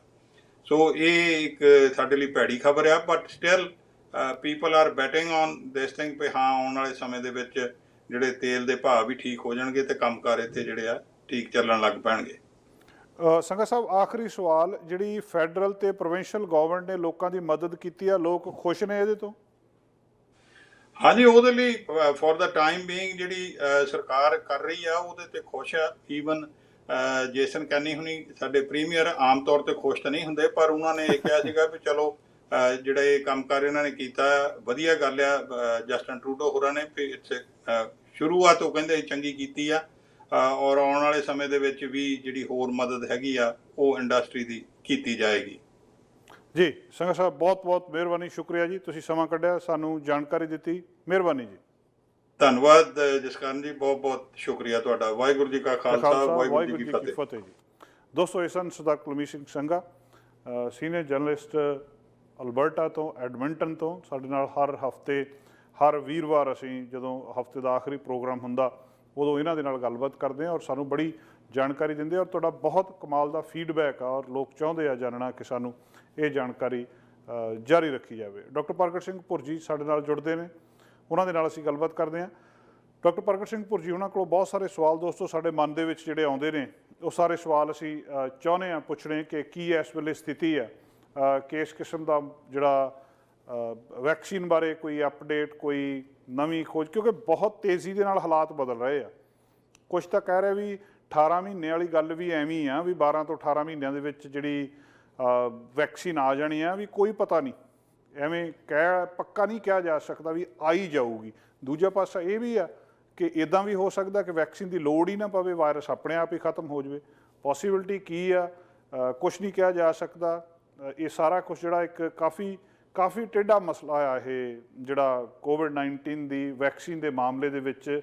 ਪਰ ਫਿਰ ਵੀ ਇਸ ਵੇਲੇ ਕੀ ਸਥਿਤੀ ਆ ਰੀਓਪਨਿੰਗ ਦੇ ਨਾਲ ਕੀ ਹੋਊਗਾ, ਲੋਕਾਂ ਨੂੰ ਕਿਸ ਗੱਲ ਦਾ ਧਿਆਨ ਰੱਖਣਾ ਚਾਹੀਦਾ, ਮਾਸਕ ਕਿੰਨਾ ਕੁ ਕੰਮ ਕਰੂਗਾ। ਹੁਣ ਜਦੋਂ ਅਸੀਂ ਸਟੋਰਾਂ ਦੇ ਵਿੱਚ ਜਾਣਾ, ਇੱਕਦਮ ਲੋਕਾਂ ਨੇ ਇਸ ਵੇਲੇ ਪੂਰਾ ਖਤਰਾ ਆ ਕਿ ਇਹ ਜਿਹੜਾ ਕੋਵਿਡ-19 ਦੇ ਕੇਸਿਸ ਆ ਵੱਧ ਸਕਦੇ ਆ, ਉੱਪਰ ਵੱਲ ਨੂੰ ਜਾ ਸਕਦੇ ਆ। ਇਸ ਵੇਲੇ ਅਸੀਂ ਕਿੱਦਾਂ ਵਿਚਾਰ ਰੱਖ ਸਕਦੇ ਹਾਂ, ਇਹਦੇ ਲਈ ਅਸੀਂ ਡਾਕਟਰ ਪ੍ਰਗਟ ਸਿੰਘ ਭੁਰ ਜੀ ਹੁਣਾਂ ਦੇ ਨਾਲ ਗੱਲਬਾਤ ਕਰਦੇ ਹਾਂ। ਰੋਜ਼ ਸਾਡੇ ਨਾਲੋਂ ਜੁੜਦੇ ਨੇ। ਡਾਕਟਰ ਸਾਹਿਬ, ਬਹੁਤ ਬਹੁਤ ਸਵਾਗਤ ਹੈ ਜੀ। ਜੀ ਆਇਆਂ ਨੂੰ। ਬਹੁਤ ਬਹੁਤ ਧੰਨਵਾਦ ਜਸਕਰਨ ਜੀ ਤੇ ਸਾਰੇ ਦੇਖਣ ਵਾਲਿਆਂ ਨੂੰ ਪਿਆਰ ਭਰੀ ਸਤਿ ਸ੍ਰੀ ਅਕਾਲ, ਨਮਸਤੇ, ਸਲਾਮ, ਆਦਾਬ, ਵਾਹਿਗੁਰੂ ਜੀ ਕਾ ਖਾਲਸਾ, ਵਾਹਿਗੁਰੂ ਜੀ ਕੀ ਫਤਿਹ। ਡਾਕਟਰ ਸਾਹਿਬ, ਇੱਕ ਤਾਂ ਸਾਨੂੰ ਦੱਸਿਓ, ਦੋ ਗੱਲਾਂ ਨੇ ਜੀ। ਇੱਕ ਤਾਂ ਕਹਿੰਦੇ ਇਹ ਚਾਂਸ ਆ ਕਿ ਵਾਇਰਸ ਦੀ ਵੈਕਸੀਨ ਦੀ ਲੋੜ ਹੀ ਨਾ ਪਵੇ, ਆਪਣੇ ਆਪ ਹੀ ਖਤਮ ਹੋ ਜਾਵੇ। ਦੂਜਾ ਕਹਿੰਦੇ ਜਿਹੜੇ 12 ਤੋਂ 18 ਮਹੀਨੇ ਕਹਿ ਰਹੇ ਆ, ਹੋ ਸਕਦਾ 12 ਤੋਂ 18 ਮਹੀਨੇ ਦੇ ਵਿੱਚ ਵੀ ਵੈਕਸੀਨ ਨਾ ਆਵੇ। ਕੀ ਕਹਿੰਦੇ ਹੋ ਜੀ ਡਾਕਟਰ ਸਾਹਿਬ? ਜੀ ਦੇਖੋ, ਪਹਿਲੀ ਗੱਲ ਤੇ ਹੈਗਾ ਵੀ ਜਦੋਂ ਸਾਰਸ ਦਾ ਐਪੀਡੈਮਿਕ ਆਇਆ ਸੀ ਅੱਜ ਤੋਂ 18 ਸਾਲ ਪਹਿਲਾਂ, ਉਦੋਂ ਵੀ ਬਹੁਤ ਲੱਗਦਾ ਸੀ ਵੀ ਕੁਛ ਨਾ ਕੁਛ ਕੀਤਾ ਜਾਵੇ, ਵੈਕਸੀਨਸ ਦੀ ਬੜੀਆਂ ਟਰਾਇਲ ਸ਼ੁਰੂ ਹੋਈਆਂ। ਲੇਕਿਨ ਜਿਹੜਾ ਸਾਰਸ ਹੈ ਉਹ ਵੀ ਇੱਕ ਕਰੋਨਾ ਵਾਇਰਸ ਕਰਕੇ ਹੀ ਹੁੰਦਾ, ਉਹ ਆਪੇ ਹੀ ਖਤਮ ਹੋ ਗਿਆ, ਦੁਬਾਰਾ ਆਇਆ ਨਹੀਂ। ਸੋ ਅਗਰ ਵਾਹਿਗੁਰੂ ਚਾਹੇ ਤਾਂ ਇਹ ਵੀ ਖਤਮ ਹੋ ਸਕਦਾ, ਦੁਬਾਰਾ ਨਹੀਂ ਆ ਸਕਦਾ, ਕਿਉਂਕਿ ਉਸ ਦੇ ਹੱਥ ਦੇ ਜੋ ਵਡਿਆਈਆਂ ਸਤਿਗੁਰੂ ਦੇ ਹੱਥ 'ਚ ਅਸੀਂ ਨਹੀਂ ਜਾਣਦੇ। ਦੂਜੀ ਗੱਲ ਹੈਗੀ ਆ ਵੀ ਜਿਹੜਾ ਵੈਕਸੀਨਸ ਹੈਗੀ ਆ, ਇਹਦੀ ਟਰਾਇਲਸ ਤਾਂ ਚੱਲ ਰਹੀ ਆ। ਅੱਜ ਜਿਹੜੇ ਚੀਫ ਇਮਿਊਨੋਲੋਜਿਸਟ ਹੈਗੇ ਅਮਰੀਕਾ ਦੇ, ਡਾਕਟਰ ਰਿਕ, ਉਹਨਾਂ ਨੇ ਮੈਂਸ਼ਨ ਕੀਤਾ ਵੀ ਉਹਨਾਂ ਦੇ ਹਿਸਾਬ ਦੇ ਨਾਲ ਅਗਰ ਦੁਬਾਰਾ ਕਰੋਨਾ ਵਾਇਰਸ ਦੀ ਵੇਵ ਅਮਰੀਕਾ 'ਚ ਹੁੰਦੀ ਆ ਸਾਡੇ ਪਤਝੜ ਜਾਂ ਵਿੰਟਰ 'ਚ, ਅੱਜ ਤੋਂ ਕਹਿ ਲਓ ਵੀ 6 ਮਹੀਨੇ ਬਾਅਦ, ਤਾਂ ਉਹ ਜ਼ਿਆਦਾ ਦੁਖਦਾਈ ਹੋਏਗੀ ਅਮਰੀਕਾ ਨੂੰ। ਆਲਰੇਡੀ ਅਮਰੀਕਾ ਨੇ ਬਹੁਤ ਉਹਦਾ ਸੰਤਾਪ ਹੋ ਗਿਆ, ਤਕਰੀਬਨ 85,000 ਤੋਂ ਜ਼ਿਆਦਾ ਉੱਥੇ ਮੌਤਾਂ ਹੋ ਚੁੱਕੀਆਂ, ਸਭ ਤੋਂ ਜ਼ਿਆਦਾ ਸੰਸਾਰ 'ਚ, ਔਰ ਉਹਨਾਂ ਦਾ ਪ੍ਰੋਜੈਕਸ਼ਨ ਹੈਗਾ ਵੀ 1 ਲੱਖ ਤੋਂ ਉੱਤੇ ਜਾਣ ਦੀ ਸੰਭਾਵਨਾ। ਦੂਜੇ ਪਾਸੇ ਉਹ ਕਹਿ ਰਹੇ ਆ ਵੀ ਵੈਕਸੀਨ ਛੇਤੀ ਡਿਵੈਲਪ ਕਰੋ। ਆਲਰੇਡੀ ਕੁਝ ਯੂਥ ਹੈ, 600 ਯੂਥ, ਉਹਨਾਂ ਨੇ ਆਪਣਾ ਸਰੀਰ ਇੱਕ ਚੈਲੰਜ ਦੇ ਰੂਪ 'ਚ ਵੀ ਅੱਗੇ ਆਇਆ ਵੀ ਵੈਕਸੀਨ ਲਾਓ ਤੇ ਸਾਨੂੰ ਐਕਸਪੋਜ਼ ਕਰੋ ਕਰੋਨਾ ਵਾਇਰਸ ਨੂੰ, ਦੇਖਦੇ ਆ ਕੀ ਹੁੰਦਾ। ਹੁਣ ਗੱਲ ਇਹ ਹੈਗੀ ਵੀ ਇਹ ਜਿਹੜਾ DNA ਵਾਇਰਸ ਹੁੰਦਾ ਉਹਦੇ ਅਗੇਂਸਟ ਵੈਕਸੀਨ ਬਣਾਉਣਾ ਸੌਖਾ ਹੁੰਦਾ, ਇਹ ਹੈਗਾ RNA ਵਾਇਰਸ। ਔਰ ਟ੍ਰੈਡੀਸ਼ਨਲੀ ਅਗਰ ਆਪਾਂ RNA ਵਾਇਰਸ ਦੇਖੀਏ ਤੇ ਉਹਨਾਂ ਦੇ ਅਗੇਂਸਟ ਵੈਕਸੀਨ ਬਣਾਉਣੀ ਬੜੀ ਔਖੀ ਹੁੰਦੀ ਆ। ਉਹਨਾਂ ਤੋਂ ਪ੍ਰਾਈਮ ਐਗਜ਼ਾਮਪਲ ਹੈਗਾ ਏਡਸ ਦਾ ਜਾਂ HIV ਵਾਇਰਸ, ਉਹ ਵੀ ਇੱਕ RNA ਵਾਇਰਸ ਹੀ ਹੈਗਾ। ਅੱਜ ਕਰੀਬਨ 40 ਸਾਲ ਹੋ ਗਏ ਆ ਵੈਕਸੀਨ ਦੀ ਦੌੜ ਲੱਗੀ ਹੋਈ ਆ, ਬੜੀਆਂ ਟਰਾਇਲਸ ਚੱਲਦੀਆਂ, ਉਹ ਫੇਲ ਹੋ ਜਾਂਦੀਆਂ। ਸੋ ਇਸ ਵੇਲੇ 7 ਜਿਹੜੀ WHO ਦੀ ਟਰਾਇਲਸ ਚੱਲ ਰਹੀਆਂ, ਅਗਰ ਸਾਨੂੰ ਲੱਕ ਹੋਇਆ ਕੁਛ ਇਹਦੇ ਵਿੱਚ ਜਾਂ ਫਿਰ ਟਰਾਇਲ ਸਕਸੈਸਫੁਲ ਹੋਈਆਂ ਤਾਂ ਹੀ ਉਹਨੂੰ ਇੰਪਲੀਮੈਂਟ ਕੀਤਾ ਜਾਊਗਾ ਜੀ, ਨਹੀਂ ਤੇ ਇਹ ਇੱਕ ਆਸ ਹੈਗੀ ਆ। ਔਰ ਇਨਸਾਨ ਆਪਣੇ ਆਸ ਦੇ ਸਹਾਰੇ ਹੀ ਜਿੰਦਾ। ਵੀ ਦੇਖੋ, ਜਦੋਂ ਨਾ ਕੋਈ ਵੀ ਦੁਸ਼ਮਣ ਤੁਹਾਡੇ ਉੱਤੇ ਹਮਲਾ ਕਰਦਾ ਔਰ ਤੁਹਾਨੂੰ ਦੁਸ਼ਮਣ ਬਾਰੇ ਜਾਣਕਾਰੀ ਨਾ ਹੋਏ, ਪਹਿਲਾ ਕੰਮ ਹੈਗਾ ਵੀ ਲੁਕ ਜਾਓ, ਵੀ ਡਿਫੈਂਸ 'ਚ ਚਲੇ ਜਾਓ। ਫਿਰ ਤੁਸੀਂ ਆਫੈਂਸ ਦਾ ਤਰੀਕਾ ਲੱਭੋ ਵੀ ਇਹਦਾ ਵਿਨਾਸ਼ ਕਿੱਦਾਂ ਕਰਨਾ। ਤੇ ਵਿਨਾਸ਼ ਦੇ ਦੋ ਹੀ ਤਰੀਕੇ, ਇੱਕ ਤੇ ਹੈਗੀ ਦਵਾਈ, ਇੱਕ ਹੈਗਾ ਵੈਕਸੀਨੇਸ਼ਨ।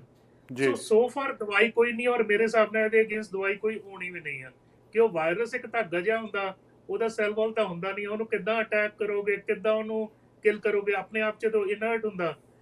ਔਰ ਜਿਹੜਾ ਵੈਕਸੀਨ ਆ ਉਹੀ ਇੱਕ ਤਰੀਕਾ ਹੁੰਦਾ। ਜਦੋਂ ਪੋਲੀਓ ਦੀ ਵੈਕਸੀਨ ਸ਼ੁਰੂਆਤ ਕੀਤੀ ਸੀ ਡਾਕਟਰ ਜੋਨਸ ਸਾਲਕ ਨੇ, ਉਹਨੂੰ 40 ਵਰੇ ਲੱਗੇ ਸੀ, ਪੂਰੀ ਉਮਰ ਉਹਦੀ ਗਲ ਗਈ ਸੀ, ਬਜ਼ੁਰਗ ਹੋ ਗਿਆ ਸੀ। ਔਰ ਇਹ ਸਪੀਡ ਅਪ ਪ੍ਰੋਸੈਸ ਹੈਗਾ ਕਿਉਂਕਿ ਬਾਇਓਟੈਕ ਇੰਡਸਟਰੀਜ਼ ਬੜੀਆਂ ਐਡਵਾਂਸ ਹੋਈਆਂ, ਵੱਖ-ਵੱਖ ਕੰਟਰੀ 'ਚ ਟਰਾਇਲਸ ਵੀ ਚੱਲ ਰਹੀਆਂ, ਹਿਊਮਨ ਟਰਾਇਲਸ ਚੱਲ ਰਹੀਆਂ, ਜਿਹੜੀਆਂ ਵੀ ਬਹੁਤ ਅੱਛੀ ਗੱਲ ਹੈ। ਲੇਕਿਨ ਇਸ ਵੇਲੇ ਸਾਡੇ ਕੋਲ ਕਰੋਨਾ ਨੂੰ ਬਚਣ ਵਾਸਤੇ ਜਿਹੜਾ ਅਸੀਂ BC 'ਚ ਮਾਡਲ ਕ੍ਰੀਏਟ ਕੀਤਾ, ਬਹੁਤ ਸਕਸੈਸਫੁਲ ਰਿਹਾ। ਵੀ ਆਪਾਂ ਫਿਜ਼ੀਕਲ ਡਿਸਟੈਂਸ ਹੈਗਾ, ਹੈਂਡ ਵਾਸ਼ਿੰਗ ਹੈਗੀ ਹੈ, ਸਾਬਣ ਜਾਂ ਪਾਣੀ ਦੇ ਨਾਲ, ਅਗਰ ਬਾਹਰ ਹੈਗੇ ਆ ਤਾਂ ਸੈਨੀਟਾਈਜ਼ਰ ਯੂਜ਼ ਕਰੀਏ, ਮਾਸਕ ਲਾਈਏ। ਤੇ ਅਗਰ ਆਪਾਂ ਸਮਝੋ ਕਰਾਊਡਡ ਸਪੇਸਿਸ 'ਚ ਨਹੀਂ ਜਾਂਦੇ 50 ਤੋਂ ਜ਼ਿਆਦਾ, ਤੇ ਮੇਰੇ ਖਿਆਲ ਨਾਲ ਛੂਟ ਮਿਲਣੀ ਨਹੀਂ ਆ ਜਦ ਤੱਕ ਇਹਦਾ ਇਲਾਜ ਜਾਂ ਵੈਕਸੀਨ ਨਹੀਂ ਆਉਂਦਾ। ਮਾਨਯੋਗ ਸਾਡੇ ਬੌਨੀ ਹੈਨਰੀ ਜੀ ਡਾਕਟਰ ਸਾਹਿਬ, ਉਹਨਾਂ ਨੇ ਕਿਹਾ ਸੀ ਵੀ ਜਿਹੜੇ ਰਿਲੀਜੀਅਸ ਅਦਾਰੇ ਆ ਉਹਨਾਂ ਨੂੰ ਵੀ ਉਹ ਸੋਚ ਰਹੇ ਆ ਵੀ ਆਉਣ ਵਾਲਾ ਜਿਹੜਾ ਸੋਮਵਾਰ ਹੈਗਾ, ਮੇਰੀ ਮੁਰਾਦ ਹੈ 18 ਤਰੀਕ ਤੋਂ, ਲੌਂਗ ਵੀਕਐਂਡ ਤੋਂ ਬਾਅਦ, ਵੀ ਉਹਨਾਂ ਨੂੰ ਵੀ 50 ਤੱਕ ਦੀ ਇਜਾਜ਼ਤ ਦਿੱਤੀ ਜਾਏ। ਕਿਉਂਕਿ ਸਾਡੇ ਦੇਖੋ ਦੀਵਾਨ ਹਾਲ ਕਾਫੀ ਖੁੱਲੇ ਆ, ਔਰ ਉਹਦੇ ਵਿੱਚ 50 ਜਿਹੜੇ ਸ਼ਰਧਾਲੂ ਆ ਉਹ 6-6 8-8 ਫੁੱਟ ਦੀ ਦੂਰੀ 'ਚ ਬਹਿ ਸਕਦੇ ਆ। ਲੇਕਿਨ ਫਿਰ ਵੀ ਜਿਹੜਾ ਸੰਪਰਕ ਹੈਗਾ, ਜਿੱਦਾਂ ਹੁਣ ਕੜਾਹ ਪ੍ਰਸ਼ਾਦ ਲੈਣਾ ਬਿਲਕੁਲ ਕਲੋਜ਼ ਸੰਪਰਕ ਹੁੰਦਾ, ਸੋ ਉਦੋਂ ਇਹ ਸਾਰੀਆਂ ਚੀਜ਼ਾਂ ਵਾਚਣੀਆਂ ਪੈਣੀਆਂ। ਔਰ ਉਹ ਵਰੀ ਵੀ ਕਰਦੇ ਆ ਕਿਉਂਕਿ ਕੁਝ ਚਰਚਿਸ ਜਿਹੜੀਆਂ ਫੋਲੋ ਕਰ ਰਹੀਆਂ ਸੀ ਰੂਲ ਅਮਰੀਕਾ ਦੇ ਵਿੱਚ, ਜਿਹਦੇ ਵਿੱਚ ਸਿਰਫ 30-40 ਲੋਕ ਸੀ, ਉੱਥੇ ਵੀ ਇਨਫੈਕਸ਼ਨ ਜਿਹੜਾ ਹੈਗਾ ਪਨਪਿਆ। ਸੋ ਇਹ ਸਾਨੂੰ ਹੁਣ ਟਰਾਇਲ ਐਂਡ ਐਰਰ ਕਰਕੇ ਦੇਖਣਾ ਪੈਣਾ। ਓਨਟਾਰੀਓ ਦੇ ਪ੍ਰੀਮੀਅਰ ਡਗ ਫੋਰਡ ਸਾਹਿਬ ਵੀ ਕਹਿੰਦੇ 19 ਤਰੀਕ ਤੋਂ ਮੇਰੀ ਮੁਰਾਦ ਹੈ ਅਗਲੇ ਮੰਗਲਵਾਰ ਤੋਂ ਕੁਝ ਜੀ। ਇੱਕ ਬਿਜ਼ਨਸ ਅਦਾਰੇ ਖੋਲਣਾ ਚਾਹੁੰਦੇ ਆ। ਇੱਕ ਕੰਟਰੀ ਜਿਹਨੇ ਐਲਾਨ ਕਰਤਾ ਵੀ ਉਹ ਹੁਣ ਆ ਜਾਓ ਜੂਨ 15 ਨੂੰ ਸਾਡੇ ਭਾਵੇਂ ਕੰਟਰੀ 'ਚ ਤੁਸੀਂ ਟਰੈਵਲ ਕਰਨ ਆ ਜਾਓ। ਉਹ ਕੰਟਰੀ ਹੈਗੀ ਆਈਸਲੈਂਡ। ਅੱਛਾ ਜੀ। ਆਈਸਲੈਂਡ 'ਚ ਕੋਰੋਨਾ ਦੇ ਕੇਸਿਸ ਬਹੁਤ ਘੱਟ ਹੋਏ, ਸਿਰਫ 10 ਮੌਤਾਂ ਹੋਈਆਂ ਤੇ ਉਹਨਾਂ ਨੇ ਪਹਿਲੀ ਵਾਰ ਦੱਸਿਆ ਸੀ ਵੀ ਅਗਰ ਆਪਾਂ ਰੈਂਡਮਲੀ ਚੈੱਕ ਕਰੀਏ ਤਕਰੀਬਨ 25 ਤੋਂ 30% ਲੋਕਾਂ ਨੂੰ ਪੋਜ਼ਿਟਿਵ ਕਰੋਨਾ ਆਊਗਾ ਜਿਨ੍ਹਾਂ ਨੂੰ ਲੱਛਣ ਬਹੁਤ ਮਾਈਲਡ ਆ ਤੇ ਬਿਲਕੁਲ ਨਹੀਂ ਹੋਣਗੇ। ਉਹ ਜੀ। ਕਹਿੰਦੇ ਜਦੋਂ ਸਾਡੀ ਕੰਟਰੀ 'ਚ ਆਓਗੇ ਤੇ ਤੁਹਾਨੂੰ ਫ੍ਰੀ ਕਰੋਨਾ ਦਾ ਟੈਸਟ ਵੀ ਦਵਾਂਗੇ ਔਰ ਤੁਸੀਂ ਆਓ ਸਾਡੀ ਕੰਟਰੀ ਨੂੰ ਦੇਖੋ। ਟੂਰਿਜ਼ਮ ਵਾਸਤੇ ਓਪਨ ਕਰਨਾ ਚਾਹੁੰਦੇ ਜੂਨ 15। ਸੋ ਪਹਿਲੀ ਕੰਟਰੀ ਆ ਜਿਨੇ ਇਹ ਸਾਹਮਣੇ ਬੀੜਾ ਲੈ ਕੇ ਆਂਦਾ ਆ। ਹੁਣ ਇਸ ਵੇਲੇ ਮੈਂ ਇਹੀ ਕਹੂੰਗਾ ਵੀ ਸਾਨੂੰ ਸਭਿਅ ਰਹਿਣਾ ਚਾਹੀਦਾ। ਅਸੀਂ ਰਾਈਟ ਨਾਓ ਮੇਬੀ 15-20% 30% ਇੱਕ ਦੂਜੇ ਨਾਲ ਇੰਟਰੈਕਟ ਕਰ ਰਹੇ ਨਹੀਂ ਕਰ ਰਹੇ। 70% ਲੋਕੀ ਘਰਾਂ 'ਚ ਬੈਠੇ ਆ ਜਿਹੜੇ ਸਿਰਫ ਐਸੈਂਸ਼ੀਅਲ ਵਰਕਰਸ ਆ ਉਹੀ ਬਾਹਰ ਹੈਗੇ ਆ। ਹੁਣ ਜਦੋਂ ਆਪਾਂ ਫੇਜ਼ 2 ਤੇ ਜਾਵਾਂਗੇ ਉਦੋਂ ਹੋ ਸਕਦਾ 60% 'ਚ ਜਾਈਏ। ਸੋ ਇਹ ਮਾਡਲ 'ਚ ਅਗਰ ਵਰਕਆਊਟ ਕਰੂਗਾ ਤਾਂ ਹੌਲੀ ਹੌਲੀ ਜੂਨ ਟੂ ਸਪਟੰਬਰ ਹੋਰ ਚੀਜ਼ਾਂ ਨੂੰ ਛੂਟ ਦਿੱਤੀ ਜਾਊਗੀ। ਲੇਕਿਨ ਜਿਹੜੇ ਸਾਡੇ ਆਨੰਦ ਕਾਰਜ ਆ ਉਹ 50 ਤੋਂ ਥੱਲੇ ਹੋਣਗੇ। ਜਿਹੜੇ ਸਾਡੇ ਪਾਰਟੀਆਂ ਉਹ ਸ਼ਾਇਦ ਅਸੀਂ ਜਿਹੜੀ ਪਹਿਲਾਂ ਕਰਦੇ ਸੀ ਹਾਲਾਂ 'ਚ ਉਹ ਟਾਈਮ 2-3 ਸਾਲ ਸ਼ਾਇਦ ਨਾ ਆਵੇ ਜਦ ਤੱਕ ਵੈਕਸੀਨ ਨਹੀਂ ਹੁੰਦੀ, ਸਾਰੇ ਇਮਿਊਨਾਈਜ਼ ਨਾ ਹੋ ਜਾਣ। ਸੋ ਵੱਡੀ ਗੈਦਰਿੰਗ ਜਿਹੜੀ ਹੈ ਉਹ ਨਹੀਂ ਹੋ ਸਕਦੀ ਔਰ ਸਾਨੂੰ ਕਰਨੀ ਵੀ ਨਹੀਂ ਚਾਹੀਦੀ। ਮੈਂ ਕੱਲ ਆਪਣੀ ਵਾਈਫ ਦੇ ਨਾਲ ਡਿਸਕਸ ਕਰ ਰਿਹਾ ਸੀ ਵੀ ਹੁਣ 2-3 ਮਹੀਨੇ ਹੋ ਗਏ ਆ ਔਰ ਮੇਰੀ ਲਾਈਫ ਬੜੀ ਵੇਸਟ ਹੈਗੀ ਆ। ਵੀਰਵਾਰ ਤੋਂ ਲੈ ਕੇ ਸੰਡੇ ਤੱਕ ਹਰ ਸ਼ਾਮ ਨੂੰ ਕੋਈ ਨਾ ਕੋਈ ਇਵੈਂਟ ਹੁੰਦਾ ਸੀ, ਸਮਾਗਮ ਹੁੰਦਾ ਸੀ, ਫੰਡ ਰੇਜ਼ਿੰਗ ਹੁੰਦੀ ਸੀ, ਕੋਈ ਨਾ ਕੋਈ ਐਕਟੀਵਿਟੀ। ਉਹ ਨਹੀਂ ਹੋਈ ਤਾਂ ਵੀ ਲਾਈਫ ਚੱਲ ਰਹੀ ਆ। ਐਕਚੁਅਲੀ ਮੇਰੇ ਹਿਸਾਬ ਨਾਲ ਲਾਈਫ ਵਧੀਆ ਕਿਉਂਕਿ ਟਾਈਮ ਤੇ ਤੁਸੀਂ ਸੌ ਰਹੇ ਹੋ, ਬਿਨਾਂ ਅਲਾਰਮ ਕਲੌਕ ਤੋਂ ਤੁਸੀਂ ਉੱਠ ਰਹੇ ਹੋ। ਨਹੀਂ ਤਾਂ ਪਹਿਲਾਂ 12 ਵਜੇ ਘਰ ਆਉਣਾ, ਸਵੇਰੇ ਅਲਾਰਮ ਲਾਉਣਾ, ਫਿਰ ਉੱਠਣਾ, ਫਿਰ ਜਾਣਾ ਕੰਮ ਤੇ। ਸੋ ਲਾਈਫ ਜਿਹੜੀ ਹੈਗੀ ਐਕਚੁਅਲੀ ਇਸ ਚੀਜ਼ਾਂ ਤੋਂ ਬਗੈਰ ਵੀ ਸੋਹਣੀ ਚੱਲ ਸਕਦੀ ਆ ਔਰ ਸਾਨੂੰ ਉਸ ਖੁਸ਼ੀ ਦਾ ਵੀ ਆਨੰਦ ਮਾਣਨਾ ਚਾਹੀਦਾ। ਸਵੈ ਪ੍ਰਚੋਲ ਕਰਕੇ ਆਪਣੇ ਨਾਲ ਕਨੈਕਟ ਕਰਨਾ ਚਾਹੀਦਾ। ਡਾਕਟਰ ਸਾਹਿਬ ਪਹਿਲਾਂ ਵੀ ਜਦੋਂ ਅਸੀਂ ਤੁਹਾਨੂੰ ਬੇਨਤੀ ਕਰਦੇ ਸੀ ਤੁਸੀਂ ਸਾਡੇ ਨਾਲ ਆ ਜਾਂਦੇ ਸੀ, ਪਰ ਹੁਣ ਘੱਟੋ ਘੱਟ ਤੁਸੀਂ ਉਸ ਪਾਸਿਓਂ ਫ੍ਰੀ ਸੀ ਕਿ ਅਸੀਂ ਤੁਹਾਨੂੰ ਰੋਜ਼ ਤੁਸੀਂ ਅਵੇਲੇਬਲ ਹੁੰਦੇ ਹੋ, ਘਰ ਤੁਹਾਡੇ ਨਾਲ ਗੱਲ ਅਸੀਂ ਕਰ ਸਕਦੇ। ਇਹ ਬਹੁਤ ਵੱਡਾ ਇੱਕ ਫਾਇਦਾ ਹੋਇਆ ਜਿਹੜੀ ਲੋਕਾਂ ਤੱਕ ਬਹੁਤ ਸਾਰੀ ਇਨਫੋਰਮੇਸ਼ਨ ਪਹੁੰਚੀ ਹੈ ਜੀ। ਜੀ ਤੇ ਇਹ ਦੇਖੋ ਮੈਂ ਸੇਵਾਦਾਰ ਹੈਗਾ ਕੌਮ ਦਾ ਔਰ ਮੈਂ ਹਮੇਸ਼ਾ ਹੀ ਤਤਪਰ ਰਹੂੰਗਾ। ਔਰ ਮੈਨੂੰ ਪਤਾ ਜਿਸ ਤਰ੍ਹਾਂ ਤੁਸੀਂ ਪਹਿਲਾਂ ਵੀ ਜ਼ਿਕਰ ਕਰਦੇ ਹੁੰਦੇ ਸਟੂਡੀਓ ਦਾ, ਲੇਕਿਨ ਮੇਰੀ ਮਸਰੂਫੀਅਤ ਇੰਨੀ ਜ਼ਿਆਦਾ ਸੀ ਵੀ ਮੈਂ ਕਈ ਵਾਰ 2-2 3-3 ਹਫ਼ਤੇ ਜਿਹੜੇ ਹੈਗੇ ਆ ਕੁਝ ਸੋਸ਼ਲ ਇਵੈਂਟ, ਕੁਝ ਪੋਲੀਟੀਕਲ ਇਵੈਂਟ, ਕੁਝ ਫੰਡ ਰੇਜ਼ਿੰਗ, ਕੁਝ ਕਮਿਊਨਿਟੀ ਬਿਲਡਿੰਗ।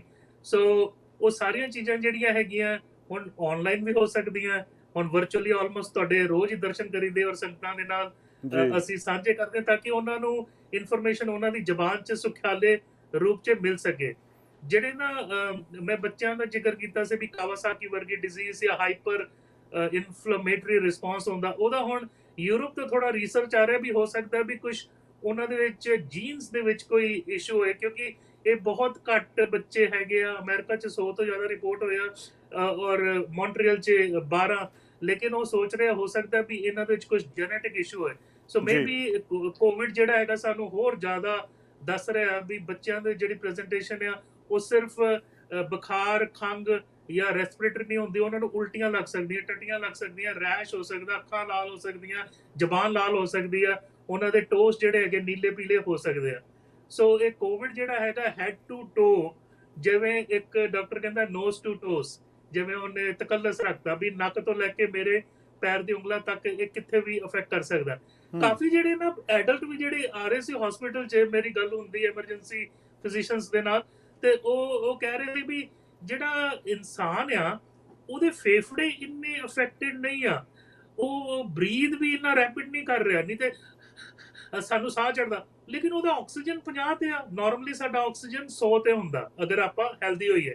92 to 100 ਆਪਾਂ ਠੀਕ ਰਹੇ, 92 ਤੋਂ ਥੱਲੇ ਸੈਚੂਰੇਸ਼ਨ ਜਾਏ ਤੇ ਸਾਨੂੰ ਆਕਸੀਜਨ ਦੇਣਾ ਪੈ ਰਿਹਾ। ਉਹ ਕਹਿੰਦੇ ਵੀ ਇਹ ਮਤਲਬ ਇਹਨੇ ਸਿੱਕ ਨਹੀਂ ਲੱਗਦੇ ਲੇਕਿਨ ਇਹਨਾਂ ਦਾ ਆਕਸੀਜਨ ਲੈਵਲ ਬਹੁਤ ਘੱਟ ਆ। ਸੋ ਉਹਨਾਂ ਨੇ ਥਿਊਰੀ ਪ੍ਰਪੋਜ਼ ਕੀਤੀ ਵੀ ਇਹ ਬ੍ਰੇਨ ਨੂੰ ਵੀ ਅਫੈਕਟ ਕਰਦਾ, ਇਹ ਜਿਹੜਾ ਖੂਨ ਦੀ ਜਿਹੜੀ ਗਰਦਿਸ਼ ਆ ਉਹਦੇ ਉੱਤੇ ਵੀ ਅਫੈਕਟ ਕਰਦਾ ਔਰ ਇਹ ਵਿਅਕਤੀ ਜਿਹੜੇ ਹੈਗੇ ਆ ਦਿਖਣ ਨੂੰ ਤੁਹਾਨੂੰ ਠੀਕ ਲੱਗਦਾ ਲੇਕਿਨ ਅੰਦਰੋਂ ਦੀ ਇਹਨਾਂ ਦੀ ਕੰਡੀਸ਼ਨ ਬੜੀ ਖਰਾਬ ਹੁੰਦੀ ਆ ਵੀ ਆਕਸੀਜਨ ਲੈਵਲ ਇਹਨਾਂ ਦੇ ਡ੍ਰੌਪ ਹੋ ਰਿਹਾ। ਸੋ ਸਾਨੂੰ ਬਹੁਤ ਕੁਝ ਸਿੱਖਣ ਨੂੰ ਮਿਲ ਰਿਹਾ। ਲੇਕਿਨ ਜਿੱਦਾਂ ਤੁਸੀਂ ਆਪ ਜ਼ਿਕਰ ਕੀਤਾ, ਹੋ ਸਕਦਾ ਪਰਮਾਤਮਾ ਮਿਹਰ ਕਰੇ ਵੀ ਦੁਬਾਰਾ ਕੋਰੋਨਾ ਕਦੀ ਨਾ ਆਵੇ।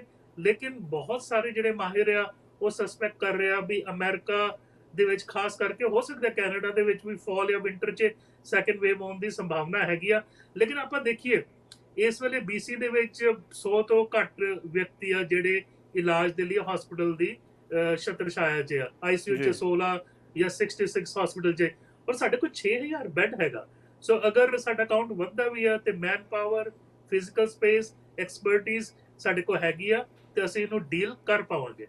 ਡਾਕਟਰ ਸਾਹਿਬ ਇੱਕ ਹੋਰ ਸਵਾਲ ਆ ਜੀ, ਇੱਕ ਲੋਕ ਕਹਿੰਦੇ ਸੀ ਜਿਹਨੂੰ ਹਰਡ ਇਮਿਊਨਿਟੀ ਸ਼ਾਇਦ ਕਹਿੰਦੇ ਆ, ਵੀ ਇੱਕ ਵਾਰੀ ਜਿਨ੍ਹਾਂ ਨੂੰ ਹੋਣਾ ਹੋ ਜਾਵੇ, ਮੰਨ ਲਓ ਕੋਈ ਬੰਦਾ ਉਹ ਕਹਿੰਦਾ ਵੀ ਮੈਨੂੰ ਹੋ ਜਾਵੇ ਇੱਕ ਵਾਰੀ 14 ਦਿਨਾਂ ਦੇ ਵਿੱਚ ਮੈਂ ਬਚ ਗਿਆ ਤਾਂ ਮੁੜ ਕੇ ਸਾਰੀ ਉਮਰ ਲਈ ਮੈਂ ਠੀਕ ਠਾਕ ਰਹੂੰਗਾ, ਮੈਨੂੰ ਕੋਈ ਇਹਦੇ ਵਿੱਚ ਫਿਰ ਡਰ ਨਹੀਂ, ਮੇਰੀ ਜੋ ਜਿਹੜੀਆਂ ਐਂਟੀਬਾਡੀਜ਼ ਆ ਉਹ ਬਣ ਗਈਆਂ ਮੇਰੇ ਅੰਦਰ।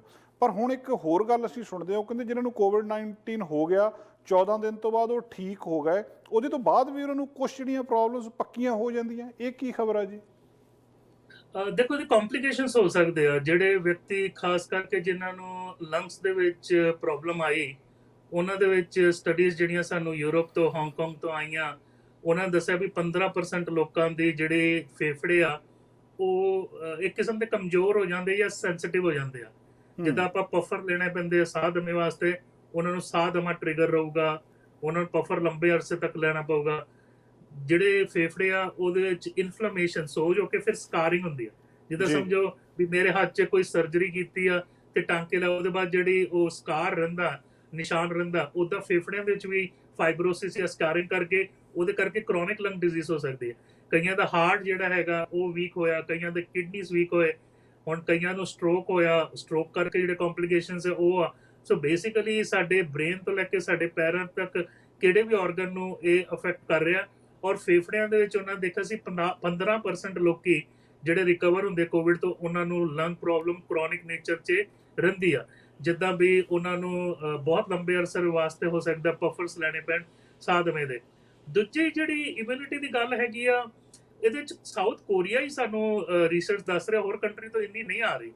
ਉਹ ਦੱਸ ਰਿਹਾ ਵੀ 99.5% ਲੋਕੀ ਜਿਨ੍ਹਾਂ ਨੂੰ ਕੋਵਿਡ ਹੋ ਜਾਂਦਾ ਉਹਦੇ 'ਚ ਕੁਛ ਨਾ ਕੁਛ ਐਂਟੀਬਾਡੀਜ਼ ਤਾਂ ਬਣਦੀਆਂ, ਲੇਕਿਨ ਉਹ ਹੁਣ ਟਾਈਮ ਲੱਗੂਗਾ ਵੀ ਕਿੰਨੇ ਕੁ ਮਹੀਨੇ ਜਾਂ ਕਿੰਨੇ ਕੁ ਸਾਲ ਰਹਿੰਦੀਆਂ ਜਾਂ ਪੂਰੀ ਲਾਈਫ ਰਹਿੰਦੀਆਂ।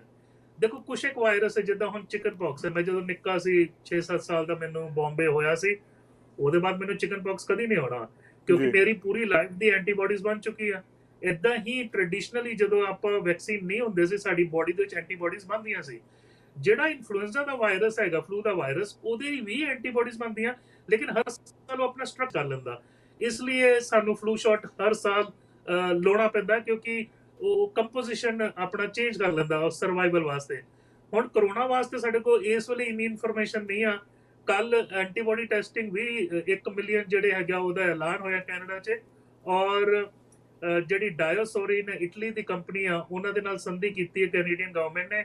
ਲੇਕਿਨ ਇਹ ਪਹਿਲੇ ਜਿਹੜੇ ਮਿਲੀਅਨ ਆ ਉਹ health care worker, first responder, at risk population, residential care home, ਉਹਨਾਂ ਨੂੰ ਦਿੱਤਾ ਜਾਊਗਾ ਤਾਂ ਕਿ ਪਤਾ ਲੱਗੇ ਵੀ ਉਹਨਾਂ ਦੇ ਵਿੱਚ ਕਿੰਨੀ ਕੁ ਪ੍ਰੋਟੈਕਸ਼ਨ ਰਹੀ ਆ।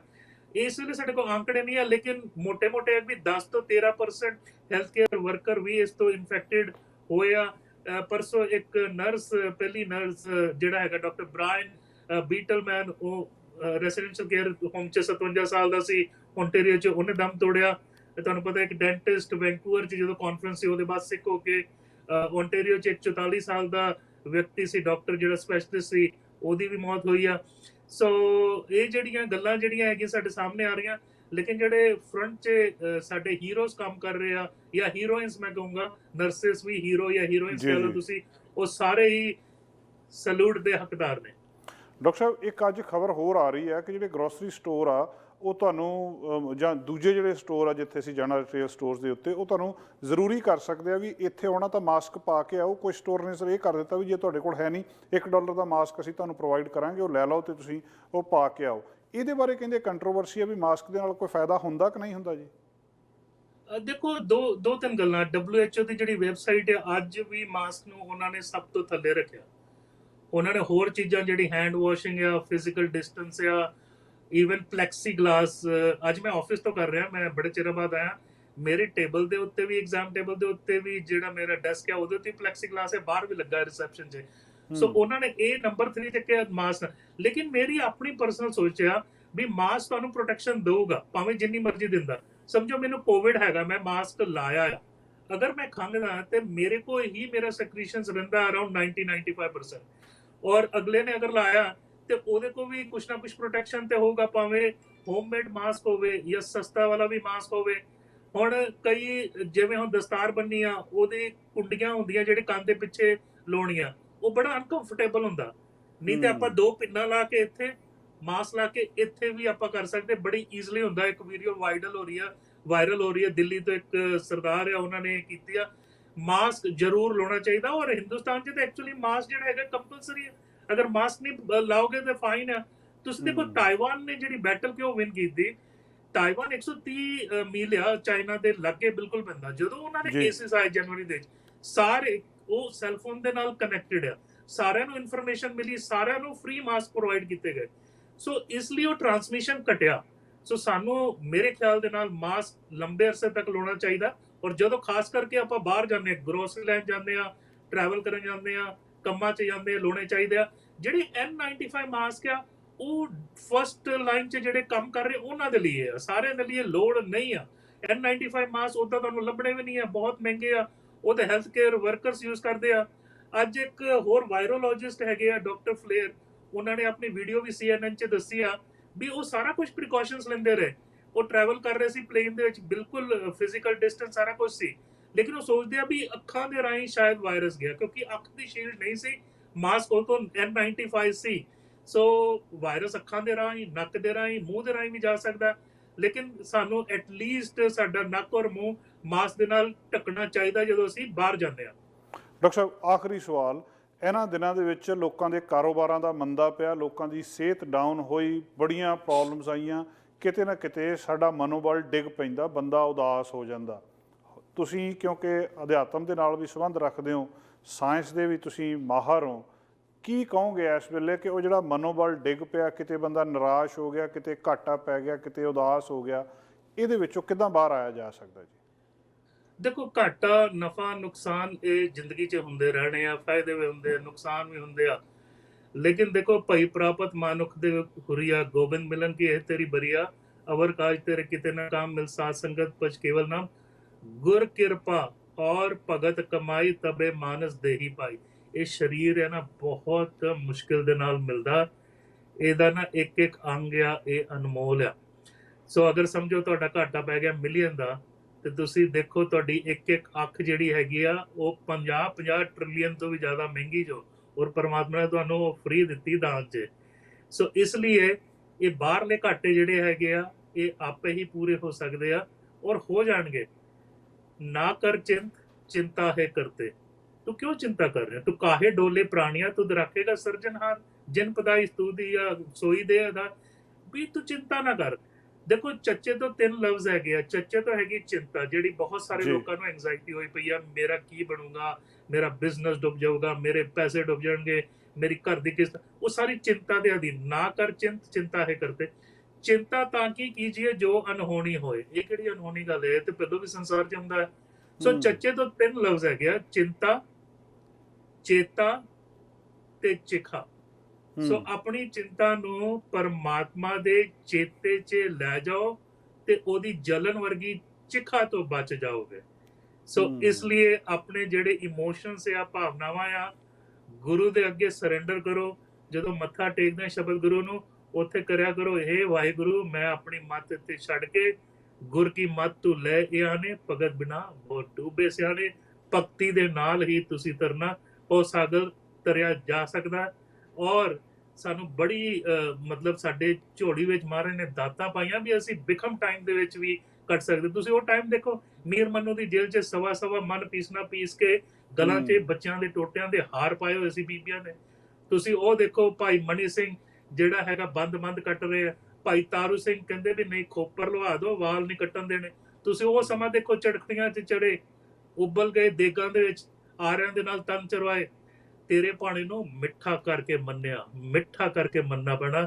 ਸੋ ਮਹਾਰਾਜ ਪੰਜਵੇਂ ਨਾਨਕ ਸ੍ਰੀ ਗੁਰੂ ਅਰਜਨ ਦੇਵ ਜੀ ਮਹਾਰਾਜ ਤੱਤੀ ਤਵੀ 'ਚ ਬਹਿ ਕੇ ਵੀ ਕਹਿੰਦੇ ਆ, ਮੀਠਾ ਲੱਗੇ ਤੇਰਾ ਭਾਣਾ। ਸੋ ਗੁਰੂ ਦਾ ਭਾਣਾ ਹਮੇਸ਼ਾ ਮਿੱਠਾ ਹੀ ਸਵੀਕਾਰ ਕਰਨਾ ਚਾਹੀਦਾ ਜੀ। ਡਾਕਟਰ ਸਾਹਿਬ, ਬਹੁਤ ਬਹੁਤ ਸ਼ੁਕਰੀਆ ਜੀ, ਮਿਹਰਬਾਨੀ। ਸੋਮਵਾਰ ਅਸੀਂ ਤੁਹਾਡੇ ਨਾਲ ਫੇਰ ਗੱਲਬਾਤ ਕਰਾਂਗੇ ਤੁਹਾਡੇ ਕੋਲੋਂ ਜਾਣਕਾਰੀ ਲੈਣ ਲਈ। ਥੈਂਕ ਯੂ ਵੈਰੀ ਮਚ ਜੀ।